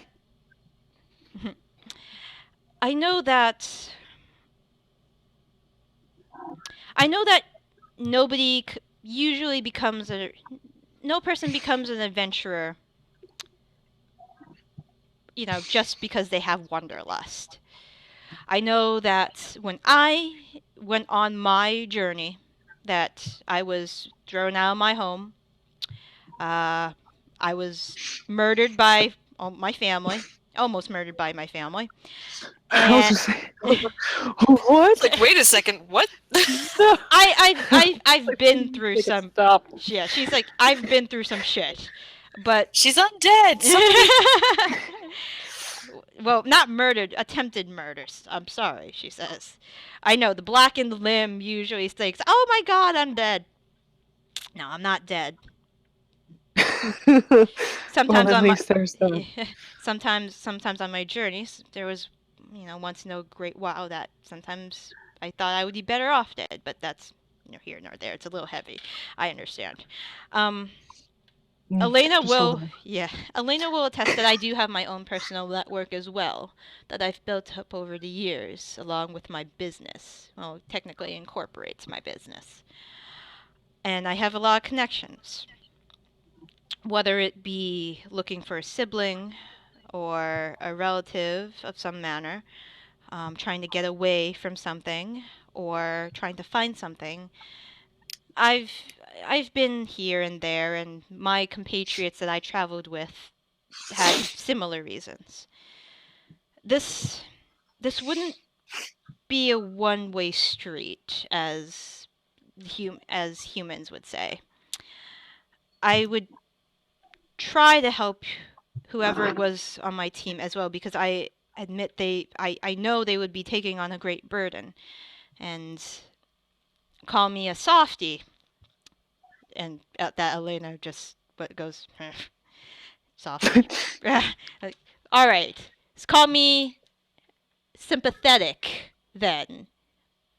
I understand what it's like to go through lands that you do not know, to meet people that are foreign, to be driven from your home, and the only thing that drives you may be that spark of revenge or something else altogether. I want a team that comes willingly. I do not want to force this burden upon anybody. But at this point, I do need a team, and if not you, then it will be somebody else. I know it's a lot to take in, especially since you all just literally started. Some of you a few weeks ago, some of you a day or two ago, and that's fine. I had been planning to lay all my cards on the table and have you guys speak amongst yourselves for a couple of maybe several days. Come to me with any questions you have if you can't think of any in the meantime, and to give me your answer then. Because you're going to be forced to do a lot of things, whether you work for me, whether you work for Elena, whether you work for somebody or on your own. You're going to be put into situations that make you uncomfortable, that you don't want to deal with, but you have to. But like I was given, I want you to choose. That's that's all I really have to say. Um, and at this point, she kind of she glances at you all, and just downs her drink and just puts it on the table. And What she, would being. Sorry. no, I was just going to. I didn't know if you had any questions, but you obviously do. So, What would being part of this team entail precisely? that's a good question. Part of this team, Thank you. yeah. Part of this, it would entail you going from different countries. Our main goal currently would be, and I've discussed this at length with Elena before you arrived, would be going after the magpie. Now, I have a couple ideas on how it could be done, but that would be our main mission. You know, and to figure out whether this magpie is working alone or working with a team, or the worst possibility, working with an old one. I I don't have any evidence. I am just, this is just speculation. But yes, our first priority would be to track this magpie down, possibly try to capture them if possible. And if not, then possibly try to find a way to capture this entity. I I can't. It's going after the dragon sphere is a huge. If it's reassembled in some capacity, I I fear for everybody.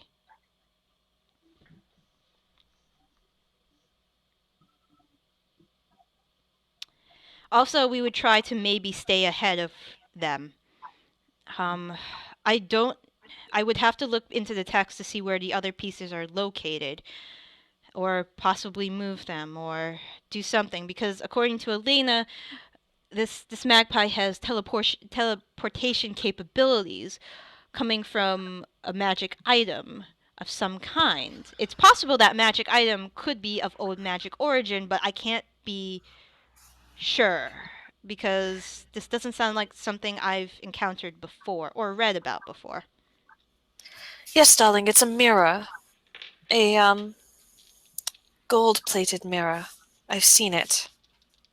Well, if I come across any texts with mirrors, I will probably ask you to look at any pictures that I can come up with, any sketches.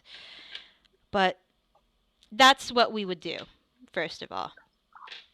Maybe try to cut them off at the pass, maybe bait them somehow. These are just ideas that are flowing around in my head currently. I would also have to perhaps speak with my brother who was on this quest with me for a very long time to get any opinions he may have.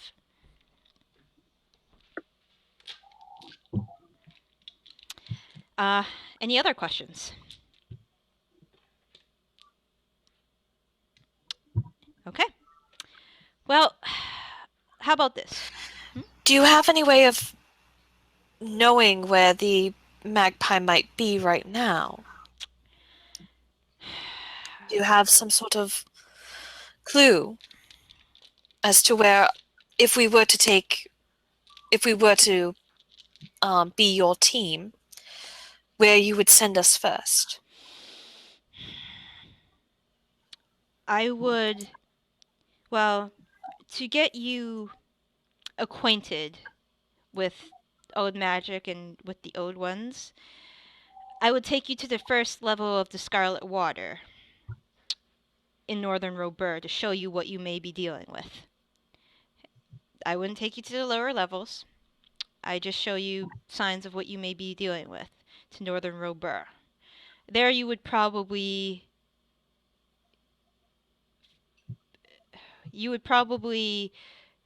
be established. I have a base of operations there that you might find suitable. But I would take you to Scarlet Water to show you what you could potentially be dealing with. As to where the magpie is now, I honestly don't have any idea. You see, there was more than one old one, one less now since the most powerful one had disappeared, and there are some theories behind that with amongst the books that I've read. But he disappeared, and that's when the gods and the other powerful entities of this realm decided it was time to strike at the rest of them. But yes, that's what I would show you first. That would be your first mission, to go to Robur, to show you what we would possibly be dealing with. I'm actually very surprised that you haven't dealt with anything prior to this discussion. You see, when I had the green crystal, I was hounded by constructs that came from the Scarlet Water. And when they came from there, they got more powerful as time went on. Eventually, it was to the point where I had little choice but to give the crystal to Plexor at that point. And also, we would try to find Plexor. Plexor was a very, I'm not gonna say was because I don't think he's dead. We would try to find him. Um, I think we would try to go to the wilds as well. This is a great concentration of Wantir there. And since you found the poison crystal and the copy of Plexor's Tristine Chronicle with a subsection of Wanti, it is possible that his tower ended up in the wilds. Whether it was on purpose or whether he directly wanted to go there, I'm not sure. So finding Plexor, showing you what you could possibly be dealing with. At the same time, I will be researching what I can now that I have actually something I could be looking for, a mirror of magical power. And while she's talking to you, she's already pouring herself another glass.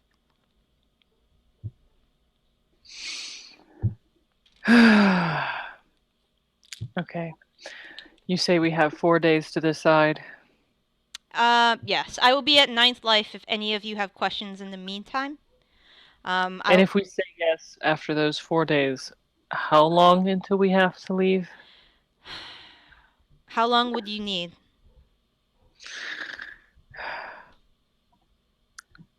A week.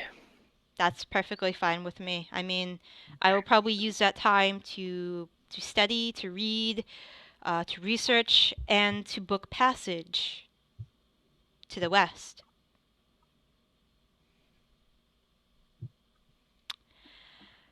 But I know it's a lot to take in, and when I first heard all of this, it was quite daunting, actually. But I also remember, you know, if I didn't do it, who would? You know? But that's neither here nor there. I think I need to go. I think I need to go tend to my shop now. Maybe to work off some of this drink.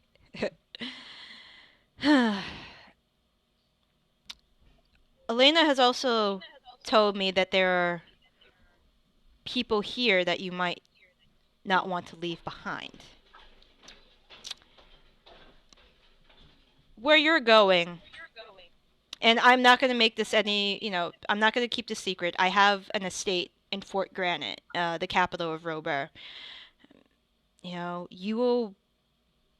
They could stay there if you need a place to keep them safe. I can, well, I'm not going to say guarantee, but they would be safe from anything that could hound them that originated from this continent. Um, so, I guess that's an added bonus, if you could think about it that way. Uh, it's been a long time since I've had to explain this to anybody.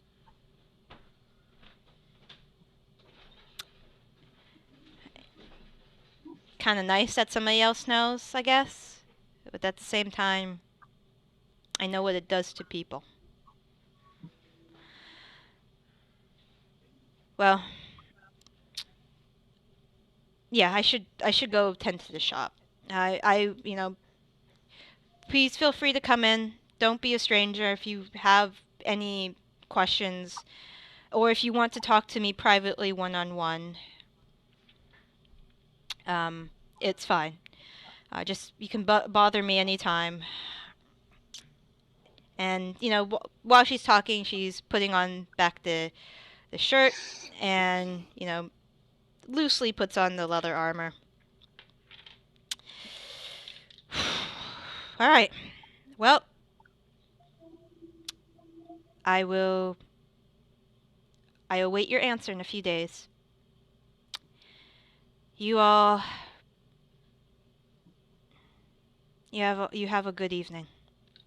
And she quietly starts to get up. You see Elena, put her hand on her shoulder, on her left shoulder, and just gives it a little squeeze. And Alexandria nods to Elena, and she makes, the Silverway makes her way out towards the door. And she walks out. Door closes with a click, and Elena slumps down into her chair behind the desk. Well, that was quite somber. And before That's a word for it. yeah, and before you ask, I know of I knew of Alexandria and her deal with Locke. Though I have not seen the places myself. Locke, I trust implicitly. I owe him. He's never given me any reason not to trust him. And if he trusts her word, then I trust her word. And he wouldn't have cut the deal with her if he didn't think it was important. He's always one to, there is honor among thieves, and we could be quite sneaky when we need to be, but Luck has been an honorable man as long as I've known him. And I don't really have any reason not to trust her, especially a woman of her stature, especially from Robur. In Robur, she does convey some power.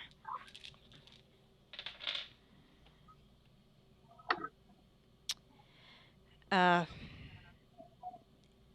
will you all be okay? Or is there any questions you want to ask me? I could provide some insight. Or do you think you need to sleep it off? I know some of you've consumed quite a bit of alcohol. I could see. I'm sure it's only been an hour since this talk started, but it feels like it's been 8. Ladies, if you'll excuse me, I need to go find Deegan, and I'm gonna leave. Okay. You see Zaitari. She takes off. Byrn has been very quiet this whole time, and she says, Yes, unusually quiet. unusually quiet. quiet. And I'll explain. She'll see this episode. And Byrn She'll be like, "God damn, I have so many questions. I know, right? Why didn't they ask this? Why didn't they say this? Oh my god, I would have said this, this, and this." Exactly. Byrn says, I think I'm gonna go find Deacon, and maybe prepare for a performance or something. I'll want to talk to you guys about this later, but for now I think I need some air and some comedic relief. And she, nods to all of you, and she heads out the door herself. And so it's only Raine, Tilda, and Corrin currently in Elena's office. And Elena is kind of tracing her finger around the lockbox. She didn't take the crystal with her. But she's kind of like looking at it and looking at the map where she has the penknives in. I know this isn't something that you initially signed up for. And I cannot tell you how to answer because it's a lot. It's definitely a lot. Actually, it's more than most treasure hunters will ever deal with in their lifetime.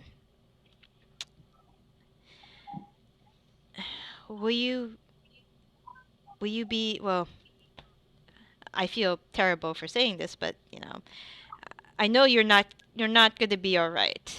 But if you need to talk, even privately, I am here.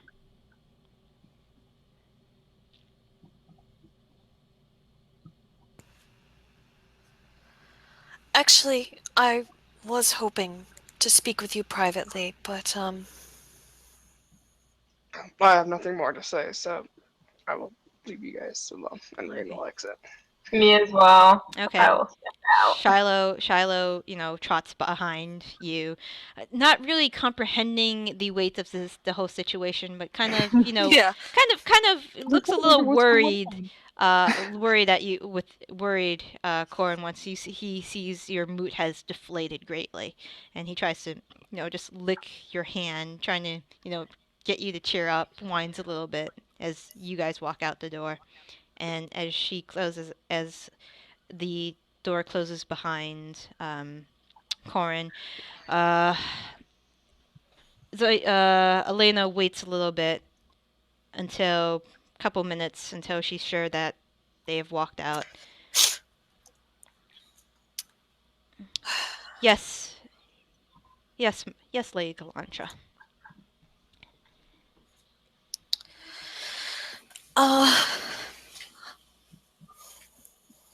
It's a lot to take in, I know. Indeed.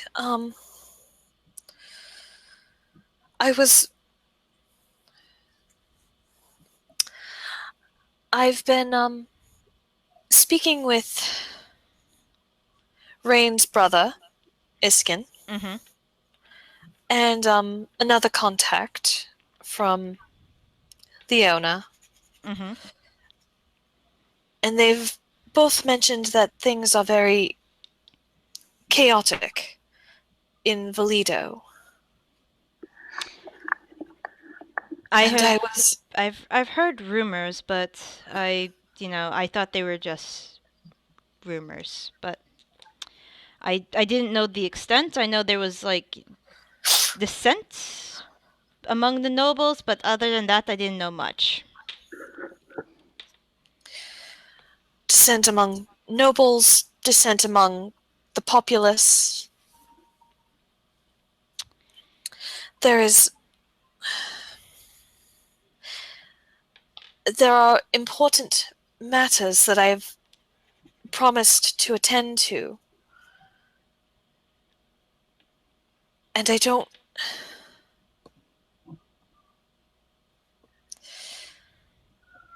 I was going to ask for a job that would bring us to Leona in some capacity before all this. Technically, it's not my jurisdiction because that's the cell leader of Leona. We call her One Hand. She usually does the jobs there. If you were to take a job, I would have to get in contact with her to see if there would be anything available. Needless to say, if you were part of the special operatives group, you could pretty much go wherever you want. You would probably have to talk to Alexandria about that. But, do not... I know things may be bad there. I do not know what capacity, but I could send a message to Leona to contact One Hand to see what she knows about what's happening. She must know a lot. Her network is subterfuge is One Hand's specialty.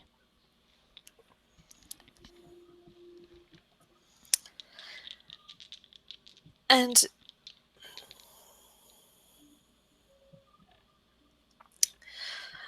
I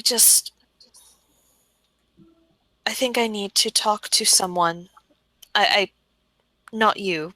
No offense, darling, but none taken. I a specific someone about this.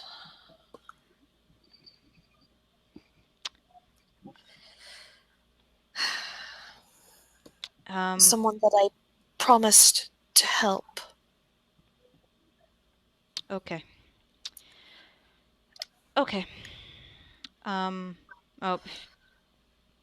Oh.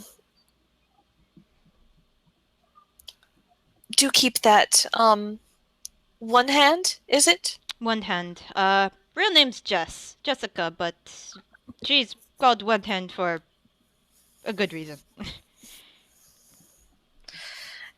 Obvious reasons? Very obvious reasons. All right. If I am to send a message, and I am offering, you've had a load dropped on you today, so no favors necessary. If I were to send a message to one hand, what would you like me to ask? I don't know yet. Okay, well, That's... when you come up with some things, just let me know and I can always send it to her. It's no problem. I understand that Yes. things may Yes. be bad. And I sympathized with that. I may not look like I know what you're going through, but I try to take care of my own. And I'd be happy to send any message that you want me to. I may ask you to send another message to Drasilia soon Okay, as well. will do. I do know that I'm quite in debt to you already, but This, don't worry about it. After today and after what Alexandra told you today, I do not wish this task on any individual who is any weak-willed individual, but you're not weak-willed. And I am not telling you to take it. That's your decision. I would be daunted with this task as well. But the message, which to Drasilia, to whoever you want me to one hand, possibly, don't worry about it. This is on the house. well, your generosity is well appreciated. Do excuse me. I need to go talk to my other contact from Leona. Have a good evening, darling. You as And well. I'm gonna leave. Okay. All right. So who's doing what? Raine. You know what? Raine might actually go seek out Alexandria because she knows what her price is at this point, and so she's gonna see if she can meet it. Okay. Okay. All right. So you're gonna go see Alexandria. Zaitari, you are looking for Tegan. Yes. You ask around, and Tegan is at Hold on. Tegan's at Mannard's, Alfred Mannard's smithy. Apparently, he went there to go work on that project for one hand, the cell leader. And he's been at the forge since probably the cook will tell you he woke up early. He left around 6:30, and the last thing she remembered was him saying that he needed an extra lunch to bring with him to Mallard Smithy. Okay. I'll try to go find him. Okay. I mean, it's really easy to find. It's probably a 10-minute walk to Mannard's. It is a very humble little smithy shop. There's an anvil. There's Mannard's. Actually, before I leave, I'm going to ask the cook to pack me up 2 dinners, I guess. Okay. Clarice, who's been working the kitchens for a while, she's like, no problem. She gives you a couple a mincemeat pie, steak and onion pie, adds some sides, and she says, here you go. Do tell that boy to eat more. I've been trying. Thank you. Good woman. And she goes back and, continues to making pie crust.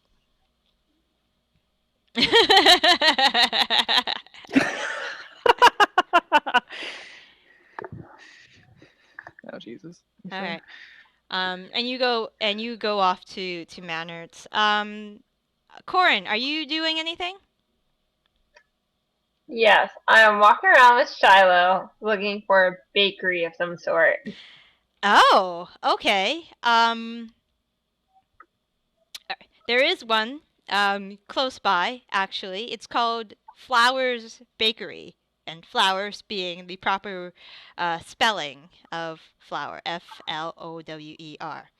Um, and there's a little like sack of flour on it with some sunflowers and some bread on the sign.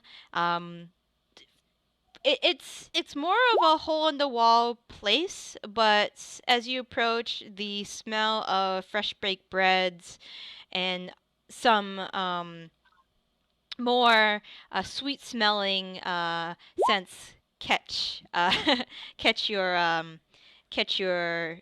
catch yours and Shiloh's nose, and as you approach the bakery, there is a portly dwarven woman taking out some baguettes from a stone hearth oven and putting on them on the counter to cool before putting them in their proper baskets.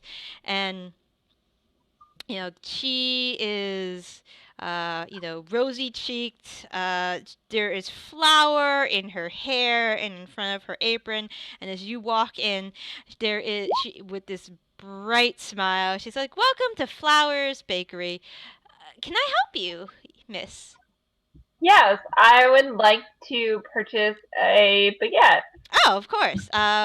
Let's see. Well, these were just freshly made, so you can help yourself to these if you wish. Unless there is if there's any other type of baguette that you want, a stale maybe if you want to feed some birds or something. I mean, it's up to you. No, I'd prefer the freshly baked. All right. Baked. How many would you like, miss? Just one. All right. She hands you one. It's still very warm from the oven.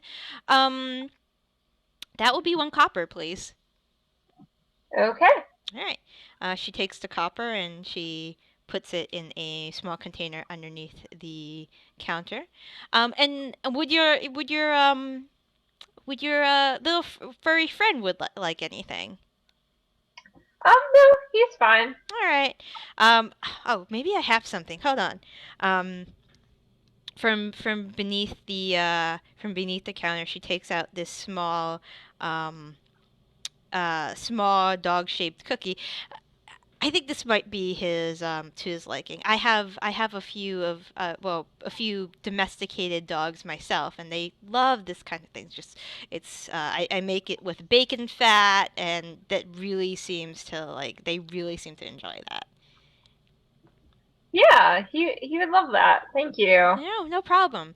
I'm sorry, I'm so rude. What's your name, miss? My name is Corrin, and this is my wolf Shiloh. All right, my name is Daisy. It's very nice to meet you, and I hope you do come again. Yes, thank you. It's nice to meet you as well. All right, don't be a stranger. And she's already, putting a couple more loaves into the oven as you make your way out.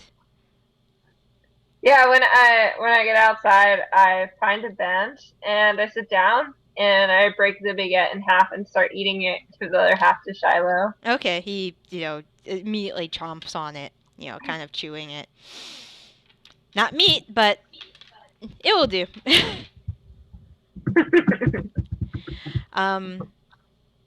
Okay. Zaitari, you eventually find Maynard's smithy.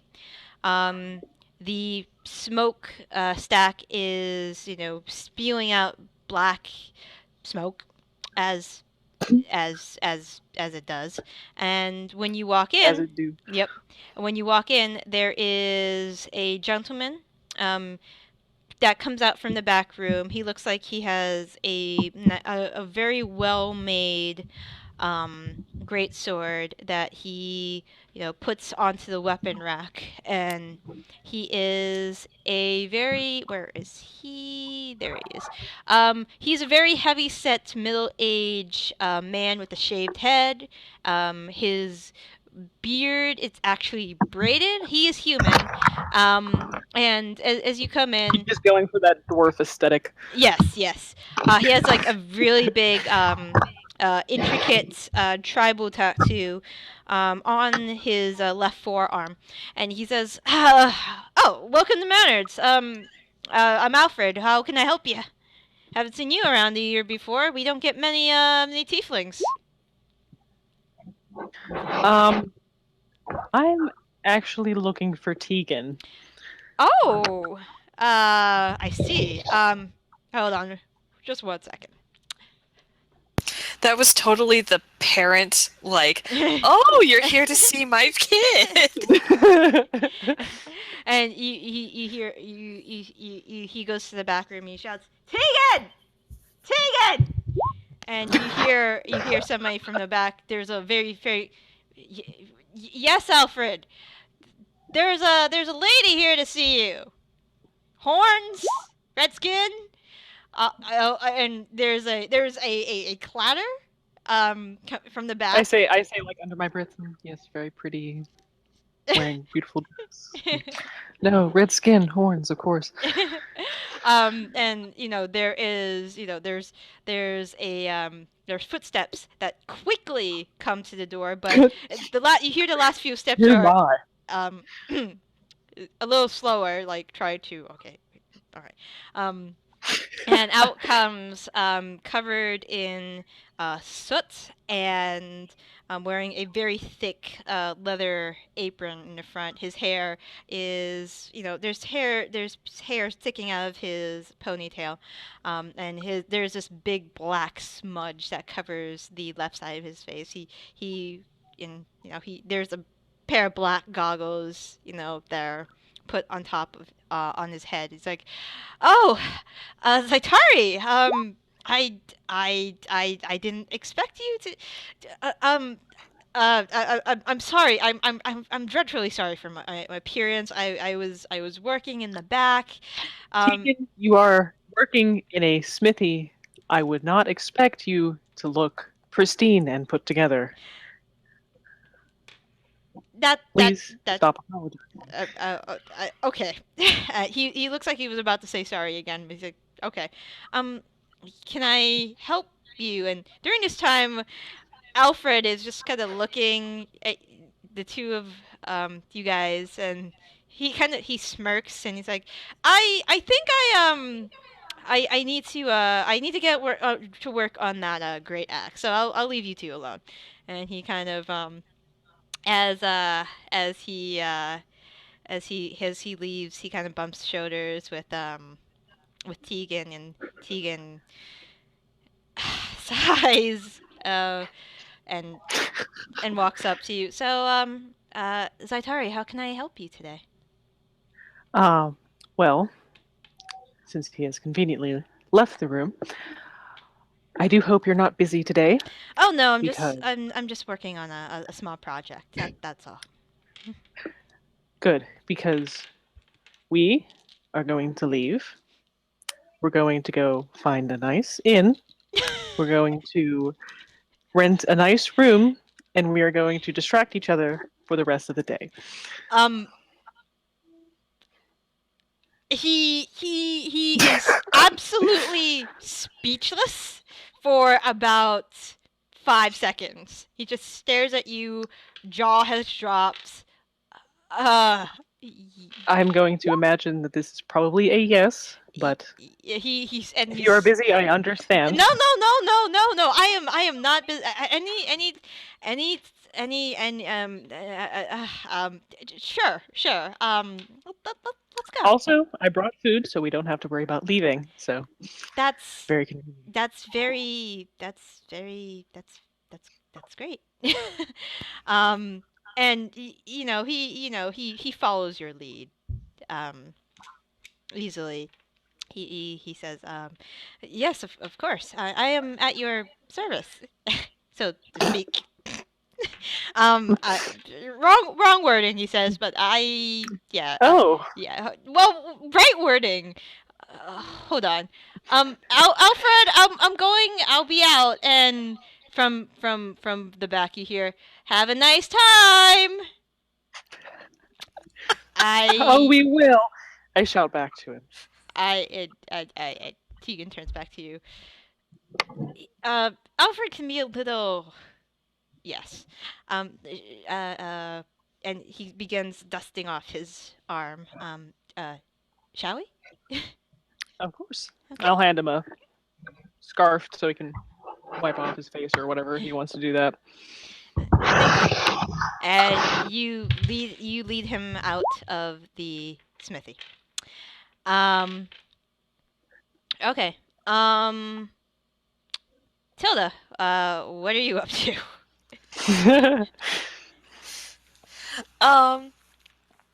I'm gonna head to the Temple of Arathis. Mm-hmm.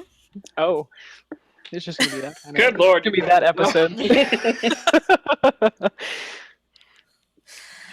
Oy vey, you people. And I'm gonna look around. Have I pretty much become like a staple there? Like, Yeah, they I know. I know where to go. Yeah, and... Trish and Helena, you're a regular here at least, so you can, they pretty much give you free reign while Theo and Lord Nightwell have been recovering. So if you come in and you go directly to the back, they don't pay any mind if they're in the front like sweeping or anything like that. They understand that you're here to visit.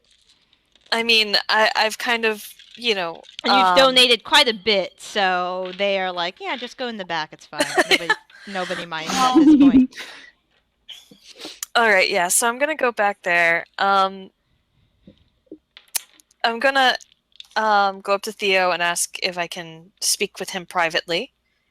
When you see Theo, he he looks like he's reading a book, and as you walked in, he closes the book, and there's this nice bright smile on his face, and he says, "Oh, anything interesting, darling?" Oh no, just Priestess Helena gave me one of her adventure novels. She says to read. It's rather fascinating. It's about a barbarian who finds love with an elf, and they go adventuring in the Underdark. It's all right. But it's okay. But I'd rather spend time with you actually than reading this book. So yes, of course, we can. Of course, we can go. Right? Should we go to the back garden again, where the statues? Yes. I think that might be best. Okay. As you go through the room, you hear Skull Sword snore very loudly. Lord Michael Nightwell is also sleeping, taking a nap. She is reading like a midday nap. Just a midday nap. He's old. She's reading her own book as well, and she just nods to you as you guys walk Michelle. out. Yep, Michelle. Shelley. Yep. And Theo, guides you to the stone bench. There's nobody in the garden currently. And he sits down with you and he says, what did you want to talk about? Well, first I'm gonna cast Leomund's tiny hut. Okay. Just That's to make sure that no one comes near. Okay. Well, as a ritual. Yep, of course. He waits for about 10 minutes, and then you guys go in the hut. And at this point, yeah, he's not great on insight. At this no, he doesn't know. You don't look like worried or anything at all. You look like normal Matilda to him. Sure. Is there something wrong? Are you okay? Why did you want to talk in private in this hut?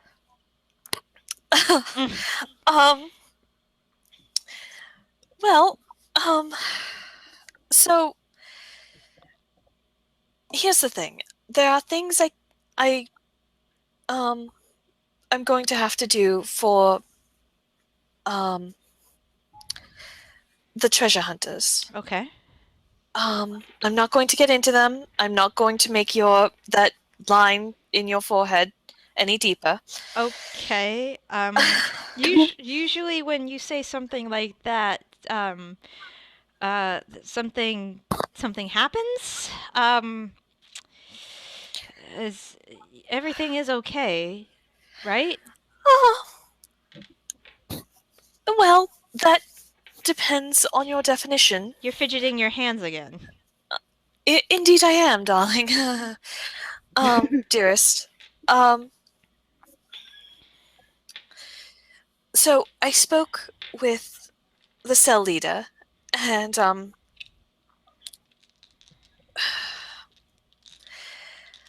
there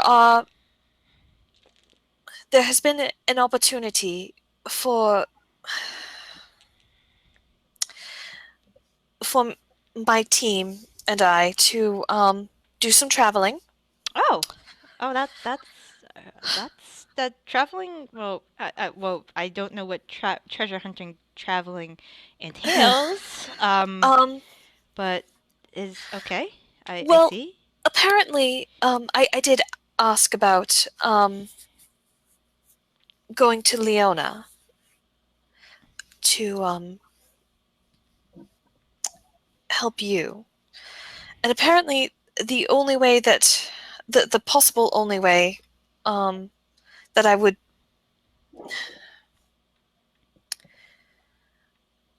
be able to do such a thing is to have my boss contact the boss of the treasure hunters in Leona Okay.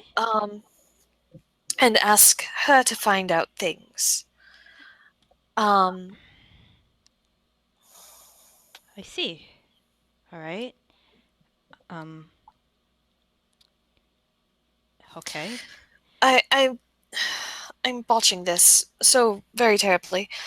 I um He quietly, takes your hand and he says, "Take your time.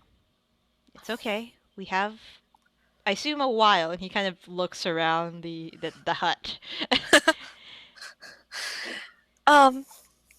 It just yes, well, take deep calming breaths.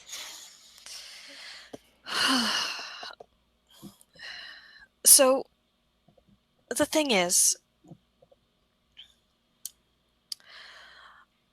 I was wondering, our team will be going to Robur, Okay. and apparently there is an estate that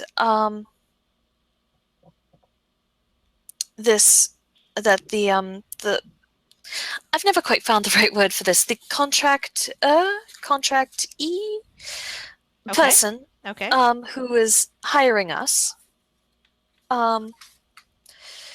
that they own, and they've said that we can keep people that we want to keep safe there at this estate in Robur.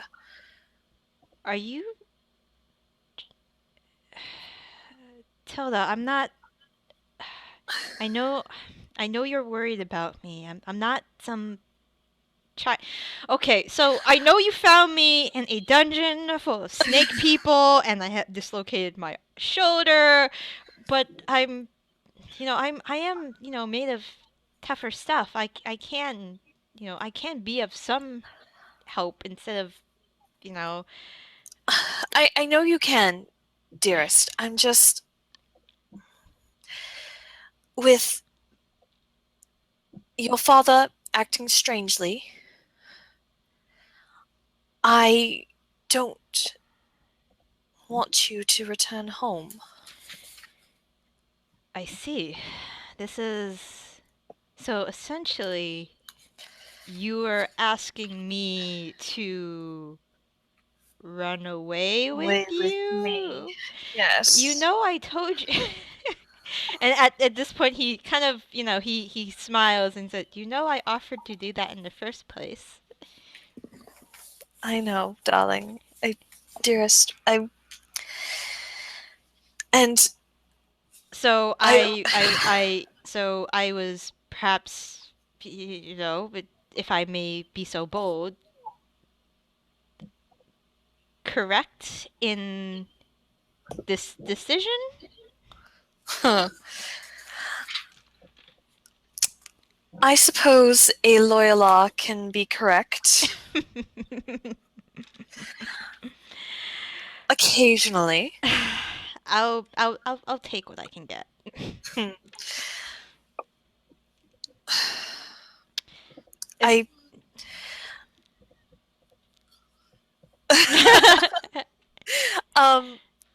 So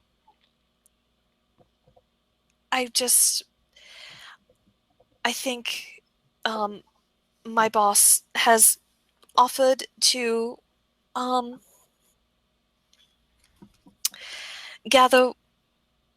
ask what information the treasure hunter's cell leader, apparently her name is One Hand, what she can gather, and if we perhaps put out some feelers for whatever business your father is muddled up in. Okay. If we are gonna do this, While you come to Robert with me. if we were gonna do this, he says, is there any way I could? I need to. Here's the thing. I need to tell Pierre that, and Francois that I am. I need to let him know I'm okay. Oh yes, of course. Yeah. If I can get a message out to them to tell them I'm all right. I'm pretty sure Pierre's been pretty resourceful. He can make up a story, hopefully, and not be checked upon.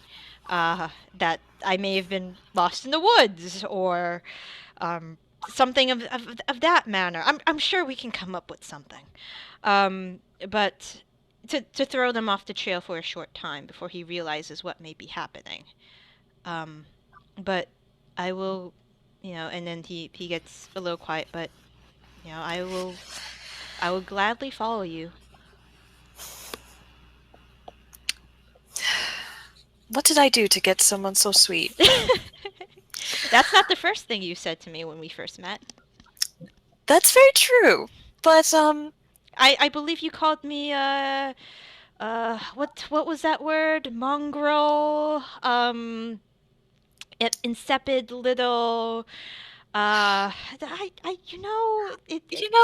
dearest, I believe you also called me a a haughty so and so with a stick up her butt. That's true. I think Cal was in there at some point when I was very upset. Yes, we were quite imaginative as children, weren't we? Yes, we were. I think I remember. I actually I should apologize for the black and white paint. Sorry. All forgotten, darling. And I kiss him. He does, yeah. Yes. Yeah, pretty much.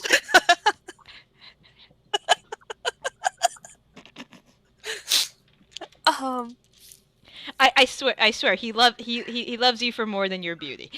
Yeah, thank you. What else is there? A way to offend women in 5 or less words. All right. So, that's about it. Okay. Well, I mean, since and we don't need to, yeah. Something about a hut, something about 8 hours.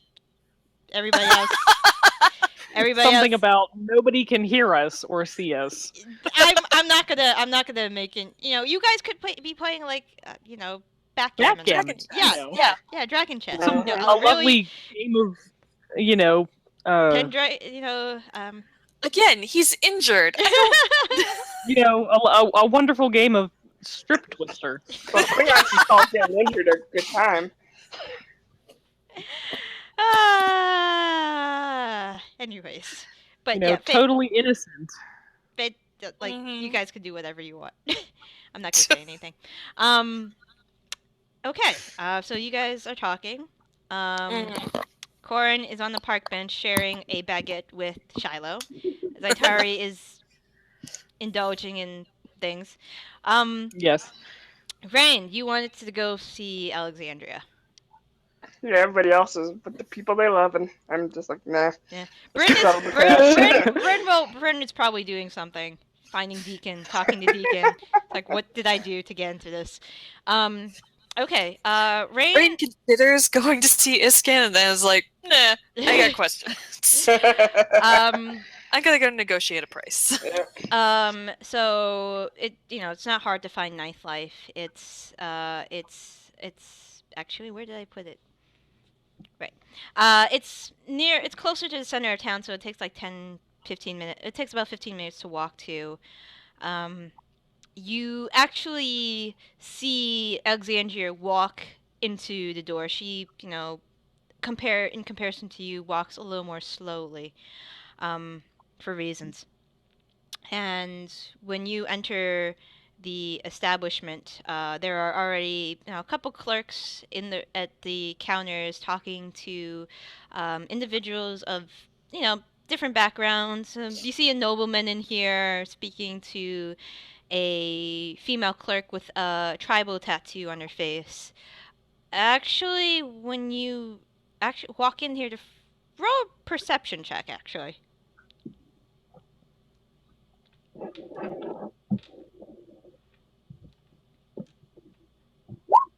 Okay, it's easily to see this.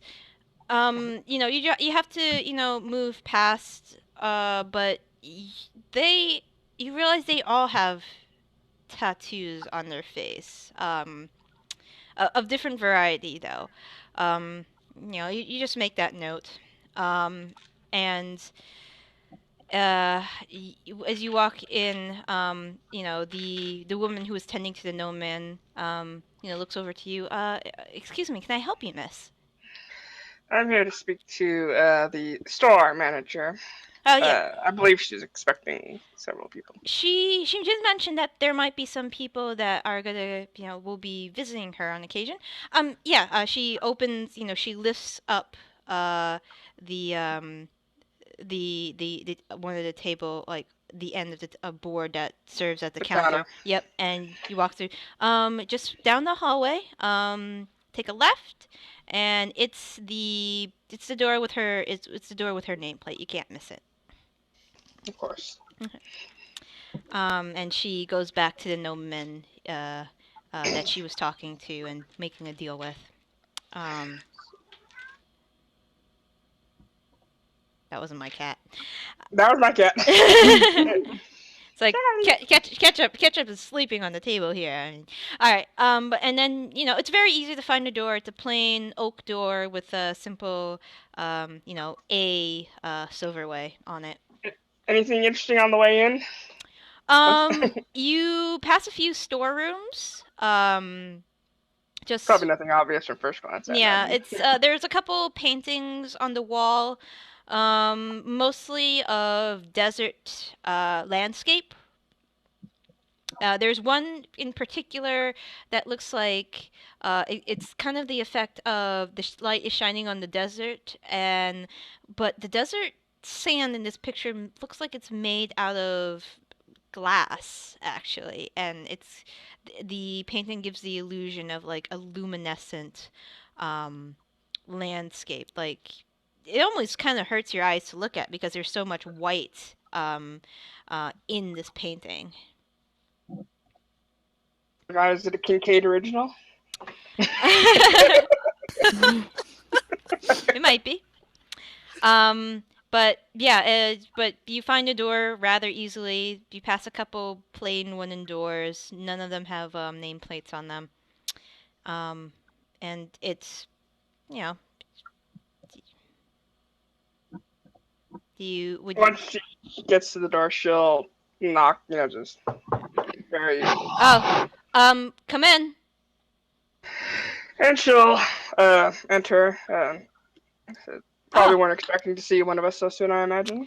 I mean, you could have been one of the types who have all the questions come at them once the person leaves. I know a few people like that. But, Raine was it? That is correct. Raine Lavi of Ah. Toledo. Well, What can I do for you? I And you don't can lock know the that, door behind you if you want. and she'll do so. Okay. And then she'll take the seat, assuming there's one. Mm-hmm. Yeah, Well, it's a rather plain room. There's just a simple wooden desk.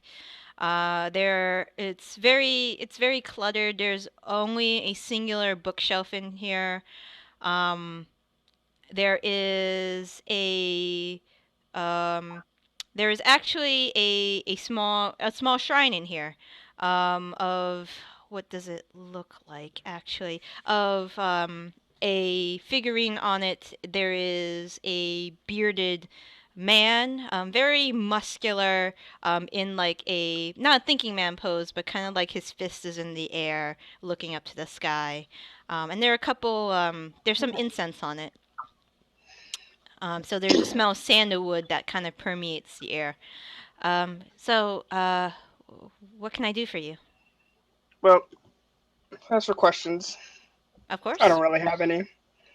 Oh, These things are, like I said, they're above me. I'm a thief from Toledo. I'm never going to be much more than that, I thought. But you do want us as a group, and if you want me, and what little skills I do have, then I do have a few demands that okay. are non-negotiable. All right. Well, I am willing to listen. First, you may actually, I have a brother who is in some sort of trouble right now. The guild is hiding him. Treasure hunters are hiding him. Elena Yeah. kind of alluded to when I had first approached her. She mentioned that there might be some people that your group might want to take, and um, I didn't know the extent of it. She only told me on a need to know basis. So you have a brother that the guild is hiding. Okay. And here's my first requirement. No matter what happens, I will work on this job for you. But if I should tomorrow trip on a stone and break my neck and die in the service, my brother is kept safe, and the treasure hunters will do everything in their power to keep him safe. Does this well, if you agree, then I'd like to know a little more of the nature of this whatever is trying to capture him, or whatever is happening to your brother, so I can be better prepared when we do transfer him. But I mean, I can do that. Um, I know what it's like to have a brother that's in trouble, a younger brother, myself. So, Same. so yes, that is, I can definitely, that I can definitely do. Anything other than dereliction of duty on my part, that will be fulfilled. Second is much simpler, I believe, and will probably be given anyways. Uh, I have no magic of my own. I have no particular skills. As long as you outfit me properly so that I may continue my work as you see fit, then I will. It's kind of this question that this blade is, draws her dagger out. This blade has served me well. They say, 4,000 men may be killed in one night by a running man slitting a throat, but it's not going to do much against old gods. Right. She, you see that from her side pocket, she, you know, handle towards you. She takes out a very nice gleaming dagger. I brought this with me to the headquarters to actually give you a demonstration, but in all of the old ones talk, I forgot to mention it, and she hands it over to you. It is a nice dagger, black leather handle. The pommel itself is made with it's a gleaming silver. This was one of the items I was telling you about. Um, if just keep it. And she hands it to you. You'll have to attune yourself to it. But if you all agree to be in my service, for now, and out of character, it's to you right now, it's a +1 dagger. But she says, but if you agree to be in my services, I could teach you to unlock the potential of that particular weapon, because that is an old magic weapon that I enchanted myself. Then it seems we have come to an agreement. Quite easily, as a fact. I believe we understand each other. We do. I do know what it's... I do have some knowledge of your skill set. I traveled with a roguish companion of my own back in the day. Probably similar in skill with you. Nice girl. But so outfit, yeah. Well, nice to some degree. I wasn't very nice to her at the onset, but that's changed. But anyways, all right. So protection for your brother. That's very doable, especially where we're going. Outfitting you properly. Is part of the deal. I would probably teach you how to read the runes of old magic as well. Because once you get a hang of it, I'll tell you that dagger does a lot more than you think it does. For your benefit, of course. Is there anything else?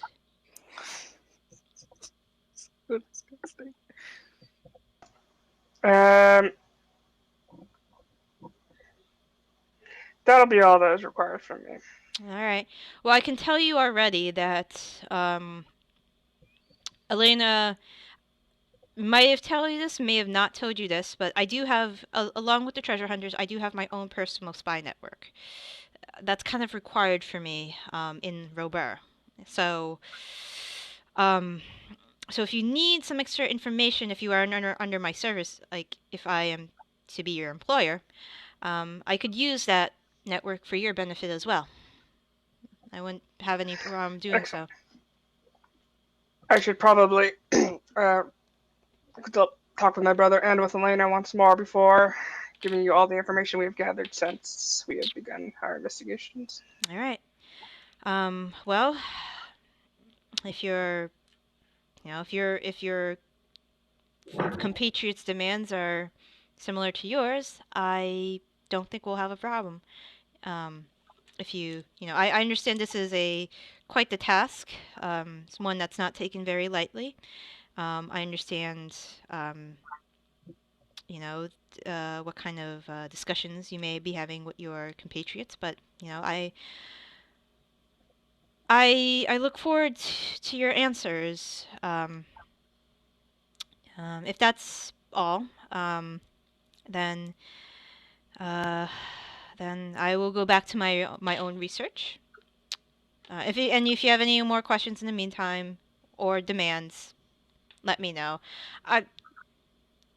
Those two I could definitely do, but We would not want to seem unreasonable, so Raine will stand and extend her arm, for a final handshake on the agreement. All right. She takes her left arm hand and shakes your hand.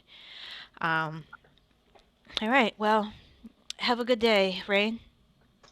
And to you. And Raine, if there's nothing else, you'll excuse yourself and head back to the Ugly Harpy. Okay. All right. Okay. It's about 10 o'clock, so we'll stop a little early tonight. I kind of want Bryn to see the particular part of this episode, and I want to see what she's gonna do. But yeah, but I assume like at some point maybe all your characters may want to talk to each other about this. Nah. No, we don't need to talk about it. We're just gonna say yeah. You don't have to say yeah. That's why there's a choice. No, yeah, I know. Yeah, okay. I did. I'm gonna turn this recording off.